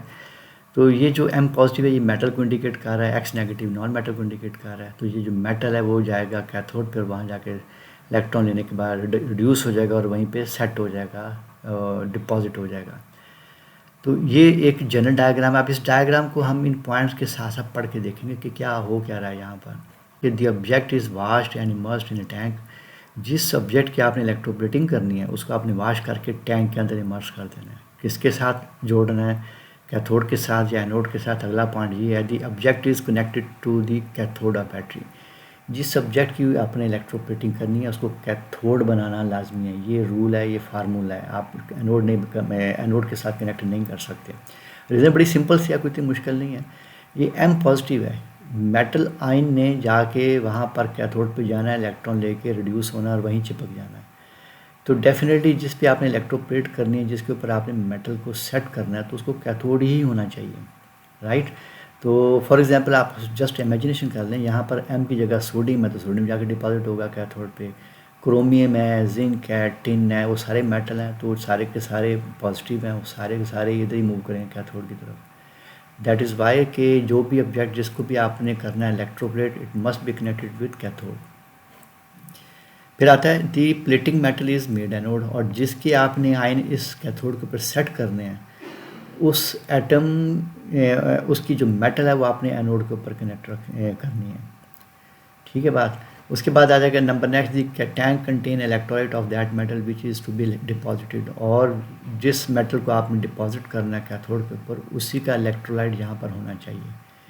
फॉर एग्जाम्पल अगर आपने जिंक प्लेटिंग करनी है तो जिंक का एनोड होना चाहिए यहाँ पर, और जिंक के यहाँ साल्ट डिज़ोल्व होना चाहिए, जिंक क्लोराइड, जिंक सल्फेट वगैरह।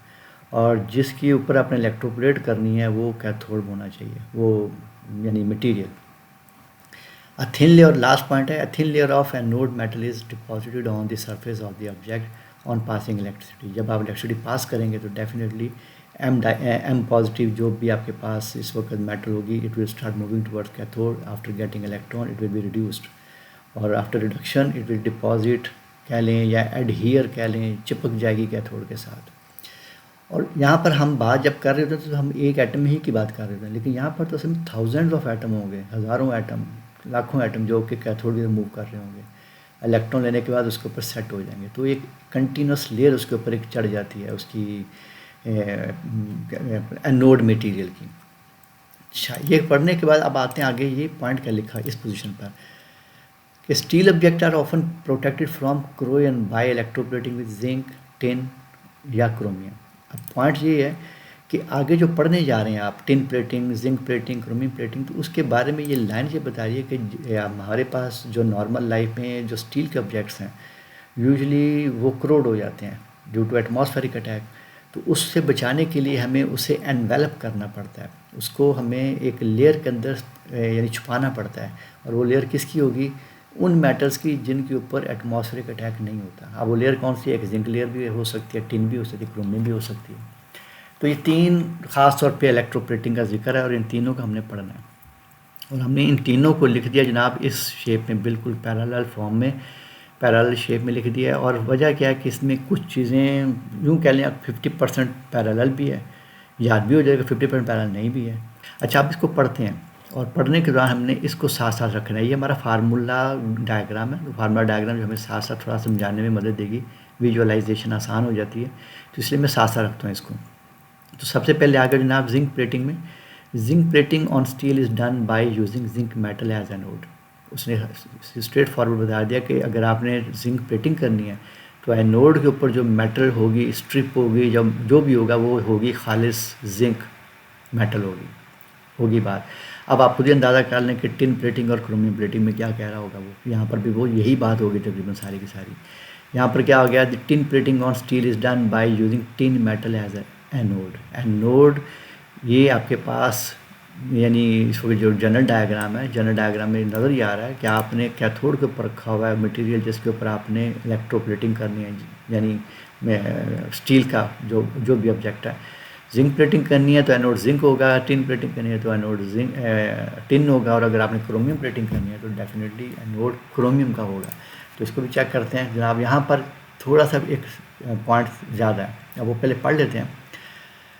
Since chromium metal does not adhere strongly to steel, so steel is first plated with copper/nickel and then with chromium। कहने का मतलब ये है कि स्टील के ऊपर क्रोमियम के जो एटम्स हैं वो इतने अच्छे और पक्के तौर पर एडहेयर नहीं करते, चिपकते नहीं हैं उसके ऊपर, यानी एडजस्ट नहीं होते। तो सबसे पहले करते क्या, हम कॉपर और निकल की उसके ऊपर एक लेयर सेट करते हैं स्टील के यानी ऑब्जेक्ट के ऊपर। जब वो सेट हो जाती है उसके बाद उसके ऊपर क्रोमियम की हम लेयर बिठाते हैं। यानी ये एक इम्पॉर्टेंट पॉइंट आपके सामने आ गया कि जब आप इसकी कर रहे होते हैं स्टील की क्रोमियम प्लेटिंग कर रहे होते हैं तो उससे पहले क्या करते हैं, ये भी एमसीक्यू बन सकते हैं। अच्छा आगे चलते हैं। आगे जनाब हमारे पास इलेक्ट्रोलाइट कौन सा यूज़ होना है, अब इसकी बात होने लगी है। पिछले में हमने ये बात की कि एनोड किसका बना होना चाहिए, वो तो आपको पता लग गया कि जो अपने इलेक्ट्रोप्लेट करनी है उसी का आपको यहाँ पर एनोड रखना पड़ेगा खालिस फॉर्म में। जिंक प्लेटिंग करनी है तो जिंक का यहाँ पर होगा मटेरियल खालिस, और टिन है तो टिन, और अगर क्रोमियम तो क्रोमियम।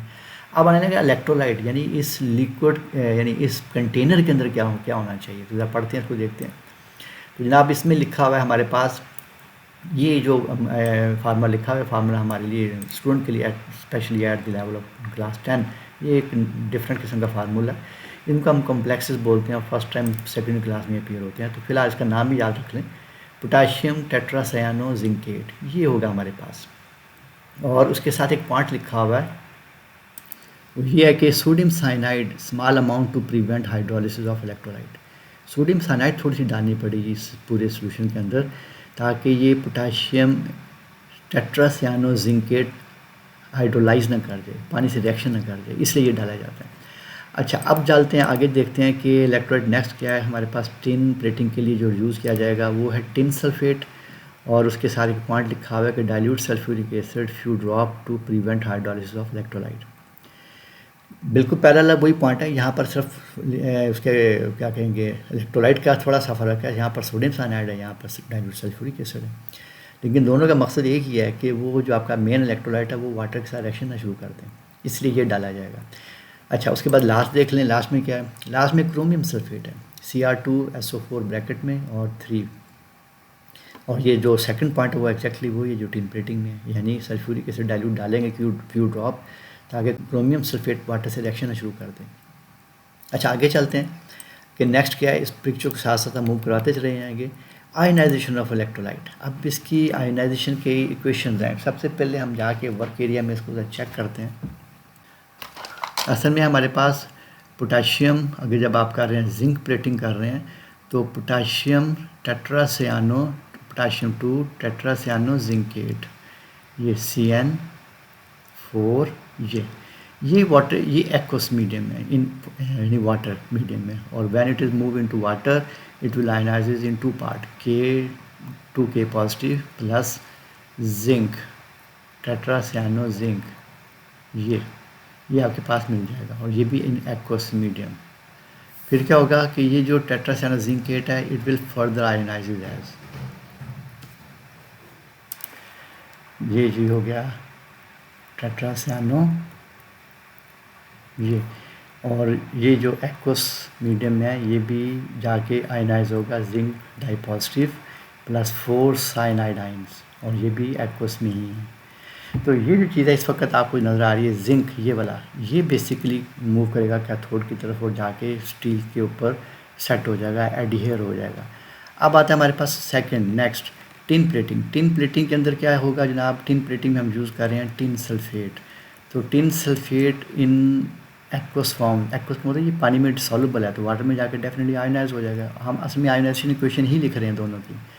ये हो जाएगा जनाब टिन डाई पॉजिटिव और सल्फेट डाई नेगेटिव, ये हो गया, और दोनों के साथ एक्वस लगाना आपने। एक्वस का मतलब है कि इन वाटर। अब आएगा आपके पास जनाब लास्ट वाला, दैट इज़ क्रोमियम।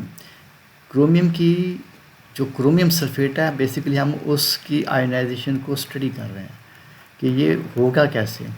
तो it is also in aqueous form, ये आ गया। तो क्रोमियम ट्राई पॉजिटिव होता है, इसकी वैलेंसी 2 होती है, and we have to memorise valencies, बहुत इंपॉर्टेंट है। और 2 क्रोमियम है, we will have to write to back side of chromium, और देर आर 3 सल्फेट, तो we will write sulphate -2 4 and all are in aqueous form. हो गया, ठीक है, ये हमने लिख लिया। अगर जाके देखते हैं हमने कि हमने ये ऐसे ही लिखा है, तो चेक करते हैं जनाब। तो ये हो जाएगी हमारे पास, सबसे पहली इक्वेशन आ गई इसकी energy of electrolyte in case of zinc. तो ये आपके सामने दोनों एग्जैक्टली वही जो मैंने लिखी यहाँ पर। अब आ जाए इस तरफ फॉर टिन सल्फेट भी एग्जैक्टली वैसे ही आयनाइज हुआ है जैसे कि मैंने वहाँ लिखा है। एंड लास्ट आगे क्रोमियम सल्फेट, वो भी वैसे ही है। अच्छा, अब आ गया इलेक्ट्रोड। इलेक्ट्रोड की हेडिंग के अंदर हम तीनों को पढ़ेंगे कि इलेक्ट्रोड क्या है।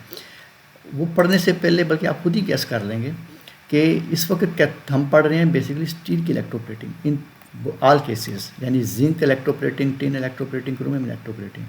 और आपने ये लाइन पढ़ी है बकायदा कि स्टील ऑब्जेक्ट्स को हम कैसे इलेक्ट्रोप्लेट करेंगे। तो इसका मतलब है कि स्टील होगा कैथोड पर इन ऑल केसेस। यानी अगर आप जिंक प्लेटिंग पढ़ रहे हैं तो कैथोड तब भी यानी होगा वहाँ पर स्टील का।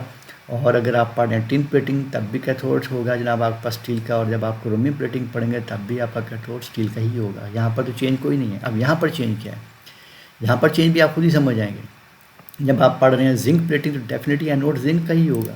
तो यहाँ देखते हैं क्या लिखा हुआ है। तो आपके सामने एनोड जिंक मेटल है, कैथोड डेफिनेटली स्टील ऑब्जेक्ट होगा। और आगे आ जाए ज़रा, तो यहाँ पर जनाब आपके पास टिन की इलेक्ट्रोप्लेटिंग में एनोड टिन मेटल होगी और कैथोड तो अंडरस्टूड है होगा ही स्टील का। एंड लास्ट आपके पास आ गया एनोड, क्योंकि क्रोमियम होने लगी इलेक्ट्रोप्लेटिंग तो एनोड क्रोमियम मेटल का होगा। अच्छा, ये करने के बाद अब नेक्स्ट पॉइंट आ गया। अच्छा, अब इनके रिएक्शन देखते हैं। रिएक्शन एट इलेक्ट्रोड यानी ड्यूरिंग इलेक्ट्रोलिसिस होगा क्या। तो इसके लिए हम ऐसा करते हैं कि वर्क एरिया में जाते हैं। वहाँ पर मैंने ऑलरेडी इसकी डायग्राम क्रिएट की हुई है, तो बस इसको चेक करना है कि होने क्या लगा। यहाँ मैंने तीनों डायग्राम तीनों इलेक्ट्रोप्लेटिंग के लिए ऑलरेडी बनाई हुई हैं। यहाँ फर्स्ट कर ले हम जिंक प्लेटिंग देखना जा रहे हैं, यहाँ पर हम टिन प्लेटिंग देखते हैं और यहाँ पर हम देख लेते हैं ये क्रोमियम प्लेटिंग। तो इसमें तीनों के अंदर एक चीज़ कॉमन आ जाएगी, तीनों का जो कैथोड है वो स्टील ही रखा हुआ है, क्योंकि स्टील के ऊपर ही हम करने जा रहे हैं। तो होगा क्या, यहाँ पर आप फील कर लें कि यहाँ पर जिंक डाई पॉजिटिव है, ठीक है। तो when we start passing electricity तो tin will start moving towards steel. और यहाँ जाके होगा क्या, सिंपल सी इक्वेशन है कि zinc will accept 2 electron and it will reduces there, और यहाँ चिपक जाएगा। और साथ ही साथ यहाँ पर क्या हो रहा होगा, यहाँ पर जिंक का जो एनोड है, यहाँ से जिंक जो न्यूट्रल है, सॉलिड है, यहाँ पर एस लिख लें बेशक, तो zinc will start giving 2 electron to this material. 2 electron यहाँ छोड़ के खुद आ जाएगा ऑक्सीडाइज होकर सोल्यूशन के अंदर। और होगा क्या, जिंक यहाँ से उतर के आयन की शेप में लिक्विड के अंदर आएगा, सोल्यूशन के अंदर आएगा। यहाँ से zinc di positive ion move करेगा कैथोड की तरफ और वहाँ जाके 2 इलेक्ट्रॉन लेकर रिड्यूस होकर स्टील के ऊपर चिपकता जाएगा।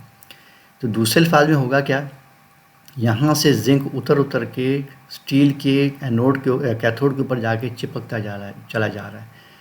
जो एनोड मटेरियल है, जो एनोड रॉड है, वो ऐसा ऐसा पिघल रही है, ऐसा ऐसा डिज़ोल्व हो रही है।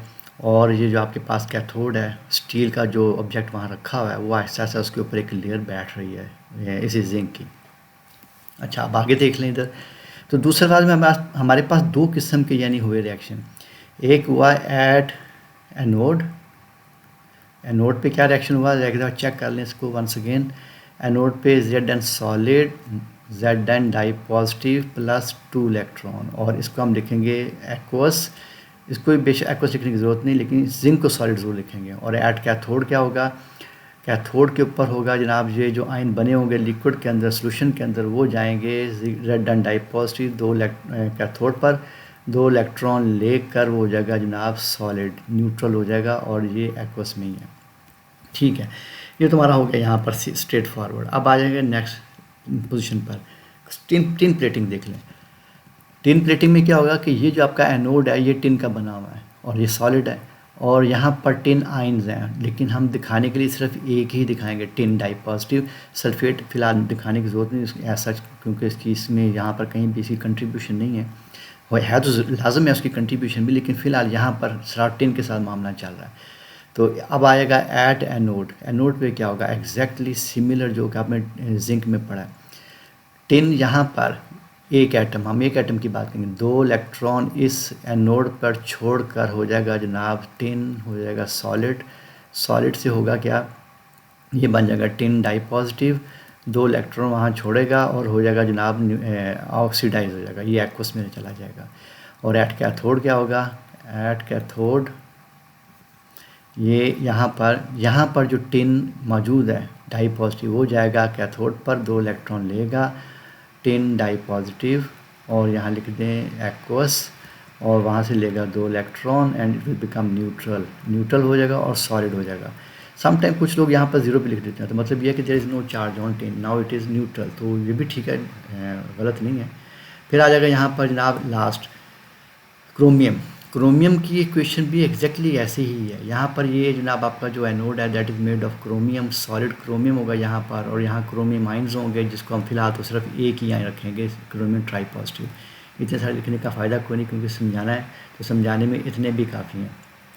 एट एनोड क्या होगा, एट एनोड होना क्या कि यहाँ से क्रोमियम अपने 3 इलेक्ट्रॉन रिलीज़ कर दे, ये ज़हन में रहे। तो क्रोमियम 3 इलेक्ट्रॉन यहाँ पर छोड़ के at anode chromium try positive shape में आ जाएगी सोल्यूशन में। तो हम यहाँ लिखेंगे chromium solid and it will convert into chromium try positive and now aqueous plus 3 electron. और एट कैथोड क्या होगा, कैथोड के ऊपर जाएगा जनाब आपका ये वाला आइन जाएगा कैथोड पे, और it will get 3 electron because now it is trying to become neutralised, तो न्यूट्रलाइज्ड होना चाह रहा है, तो आ जाएगा 0 लिख लें, बेशक ना भी लिखें तो भी ठीक है, तो ये सॉलिड हो गया। तो इस तरीके से ये सारी क्वेश्चंस मैंने लिख ली और आपके सामने सारा कुछ क्लियर है, ये हो क्या रहा है। अब चलते हैं वापस से, तो देखते हैं रिएक्शन एट, ये आपके सामने जनाब, इसमें एट कैथोड वही जिंक ऑक्सीडाइज हुआ है, 2 इलेक्ट्रॉन छोड़े हैं, और at cathode zinc di positive 2 electron लेके सॉलिड हो गया। और ऐसे ही आप आगे चले जाएं, इस तरफ आ जाएं, तो यहाँ पर भी तकरीबन वही है कि टिन 2 इलेक्ट्रॉन रिलीज़ करके ऑक्सीडाइज हो गया एट एनोड, और एट कैथोड क्या हुआ है, टिन ने डाई पॉजिटिव 2 इलेक्ट्रॉन लेके रिड्यूस हो गया। और लास्ट इक्वेशन में भी यही है, क्रोमियम सॉलिड से क्रोमियम ट्राई पॉजिटिव, और फिर at cathode chromium try positive 3 electron लेके क्रोमियम सॉलिड हो गया, न्यूट्रल हो गया। अच्छा, ये करने के बाद इसको हम रिमूव कर देते हैं, इसकी ऐसा हमें फिलहाल ज़रूरत नहीं है। तो अब आ जाए नीचे, ये सारे पॉइंट जो सिमिलर पॉइंट थे, सिमिलर हैं भी और नहीं भी, आप ये डेफिनेटली ये क्वेश्चन बिल्कुल डिफरेंट है एक दूसरे से, लेकिन इनका जो पैटर्न है वो सेम है असल में। एग्जैक्टली अगर आप टिन सल्फेट की आयनाइजेशन देखिए और आयनाइजेशन ऑफ क्रोमियम सल्फेट की देखें, तो इनका पैटर्न सेम है, लेकिन वो डेफिनेट कंपाउंड डिफरेंट है। टिन 1 मिल रहा है जबकि क्रोमियम यहाँ पर 2 मिल रहे हैं, सल्फेट 1 मिल रहा है जबकि सल्फेट यहाँ 3 मिल रहे हैं, और ये इक्वेशन डेफिनेटली बिल्कुल डिफरेंट है इन दोनों से। तो इस तरीके से ये इसमें सिमिलरिटी है भी और नहीं भी, तो इस तरीके से ये याद करने में हमें आसानी हो जाएगी। अच्छा, अब आ जाए यहाँ पर ये पॉइंट एक दूसरे से इनका यानी कोई ऐसा ताल्लुक नहीं, लेकिन बुक ने दिए मैं इसलिए एंड पे रख दिया मैंने। अब ये है क्या चीज़, ये बता रहे हैं कि साइनाइड आयन एंड पोल्यूशन, कि जहाँ पर जिंक प्लेटिंग हो रही होगी तो वहाँ पर डेफिनेटली साइनाइड आप यूज़ करना है, उसने लिखा भी ऊपर सोडियम साइनाइड यूज़ करना है, सो दैट पोटाशियम टेट्रासाइनोजिंकेट हाइड्रोलाइज ना हो सके, वाटर सिलेक्शन ना करना शुरू कर दे, तो उसके लिए सोडियम साइनाइड डालना। तो साइनाइड आयन है, दे आर एक्सट्रीमली टॉक्सिक, वो इंसानों के लिए भी उतनी टॉक्सिक हैं और साथ साथ जानवरों के लिए भी उतनी टॉक्सिक हैं। सो वेस्ट एस लगा के लिखा है, मतलब ये कि वो वेस्ट जो कि इस दौरान बनती हैं उसको आपने डायरेक्टली वाटर बॉडीज़ में नहीं फेंकना, must not be dropped into rivers and streams as they are toxic for aquatic life. ये इसकी एक प्रिकॉशन है, ये इसके ऊपर ख्याल रखना है। और टिन कैन के अंदर क्या लिखा हुआ है इसके ऊपर हम पढ़ेंगे अभी। Can food and beverages contain preservatives and organic acids और देयर साल्ट्स, यानी जो आपके पास कैन फूड होता है या कुछ वो जो जूसेस वगैरह होते हैं जिनको हमने इनके अंदर ऐसे यानी वो कैन्स में रखा होता है जो which are made of steel, तो उससे रिएक्शन कर देते हैं। तो उससे बचने के लिए फिर हमें उसको केन्स को करना पड़ता है टिन इलेक्ट्रोप्लेट, ताकि उनकी जो आउटर सरफेस है वो इन बेवरेजेस और केन फूड के अंदर जो मौजूद केमिकल है उनके साथ रिएक्शन शुरू कर दे। These compounds are corrosive which may react with iron to form toxic substances. So tin plated steel is used to make canes because tin prevent corrosion. Last आ गया, automobile parts are generally chromium plated. अब इसके ऊपर discussion करते हैं। ये सारा आपने पढ़ लिया, देख लिया और क्लियर भी हो गया। अब जाके ज़रा पावर पॉइंट में कुछ चीज़ें देखते हैं, वो देखना ज़रूरी है क्योंकि इसमें मैंने कुछ रखी हुई हैं, इनकी वीडियोस रखी हुई हैं और उसके बाद इनके कुछ रखे हुए साथ पिक्चर्स रखी हुई हैं जो कि इन तीनों को साइड बाय साइड समझाएंगे। सबसे पहले देखें क्या आता है, तो सबसे पहले तो ये इलेक्ट्रोप्लेटिंग के ऊपर ही स्लाइड रखी हुई है, जिसका सच बुक में तो नहीं जिक्र, लेकिन अगर सुन भी लिया जाए, समझ भी लिया जाए तो कोई इतना प्रॉब्लम नहीं है। इसमें ख़ास तौर पे ये 3 पॉइंट इंपॉर्टेंट है कि ये जो इलेक्ट्रोप्लेटिंग है बेसिकली डेकोरेटिव पर्पस के लिए है, नंबर 1। नंबर 2 क्रोजन प्रिवेंशन है। अभी वो यही चीज़ हम पढ़ रहे थे पीछे कि क्रोजन से बचने के लिए, स्टील को क्रोजन से बचाने के लिए हम ये सारा काम कर रहे जो पीछे किया। तो इम्प्रूविंग मैकेनिकल प्रॉपर्टीज़, यानी जिस मेटल के ऊपर आप इलेक्ट्रोप्लेटिंग कर रहे हैं उसकी स्ट्रेंथ पर आपको इंक्रीज़ करने के लिए। ठीक है, अब आगे चल कर देखते हैं। तो सबसे पहले टिन प्लेटिंग आ गया। तो टिन प्लेटिंग को ज़रा चेक करते हैं कि इसके अंदर इसकी ये कुछ एक वीडियो है, उसको चेक करते हैं ये क्या है। ये आ गया। सबसे पहले तो इसकी इस वायर को चेक करिए, ये है रेड कलर की, कॉपर कलर से कह देते हैं इसको। इसके अंदर टिन प्लेटिंग होने लगी है। तो टिन प्लेटिंग करने के बाद इसके ऊपर देखें हुआ क्या है। इसके ऊपर जो लेयर उसके सेट हो गई है टिन की, ये आपके पास आ गई सिल्वर की। अच्छा, अफेक्ट आफ्टर टिन प्लेटिंग, ठीक है, हो गया। अब इसके बाद नेक्स्ट चेक करते हैं कि नेक्स्ट क्या चीज़ है हमारे पास। नेक्स्ट स्लाइड आ रही है, उसमें हमने टिन प्लेटिंग के रेफरेंस से ये कुछ बर्तन है जिनके ऊपर टिन प्लेटिंग की हुई है और उसका लुक कितना खूबसूरत हो गया। ये आपका वही केन जिनकी हम जिक्र कर रहे थे, और ये आपके पास क्लोज्ड केन जिसके अंदर हमने रखा और कोई ना कोई जो भी खाने पीने वाली चीज़ें होती हैं, कॉर्न होती है, मशरूम्स हो सकती हैं, स्ट्रॉबेरी वगैरह हो सकती है। तो इस तरीके से हमने इनको टिन प्लेटिंग किया होता है ताकि वो उनके जो मटेरियल हैं, लिक्विड हैं, जो प्रिजर्वेटिव हैं, वो मटेरियल से रिएक्शन शुरू कर दें। जिंक प्लेटिंग, इसको भी चेक कर लेते हैं।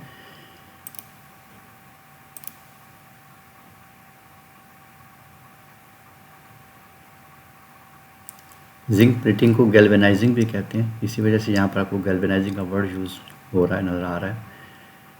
तो मेन चीज़ ये है कि आपने बिफ़ोर एंड आफ्टर को चेक करना है। ये आपका हो गया आफ्टर, और let's play it again. Yes, ये आपका बिफ़ोर था, एक गंदा सा था उसका लुक, लेकिन after galvanising, after zinc plating, इन दोनों का जो लुक है वो आपने चेक करना है डिफरेंस। ये जिंक प्लेटिंग हो चुकी है और ये जनाब आपका उसकी ब्यूटीफुल अपीयर है। तो ये आपके पास जो कुछ नज़र आ रहे हैं जितने भी नट बोल्ट्स वगैरह, ये देर आर जिंक प्लेटेड, क्योंकि नट बोल्ट्स का ज़्यादातर जो कनेक्शन होता है वो एटमॉस्फेयर के साथ ही रहता है।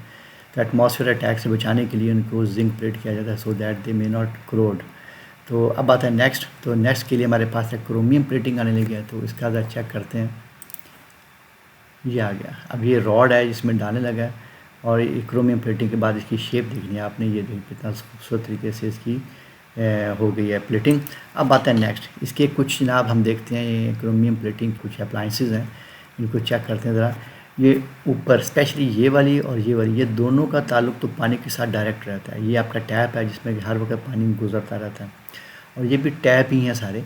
इनकी अपीयरेंस देखें कितनी खूबसूरत, और ये चमकदार से बन गई क्रोमियम प्लेटिंग से। एक तो इनकी अपीयरेंस खूबसूरत हो गई है, जिसको हम पीछे पढ़ भी रहे थे कि डेकोरेटिव है।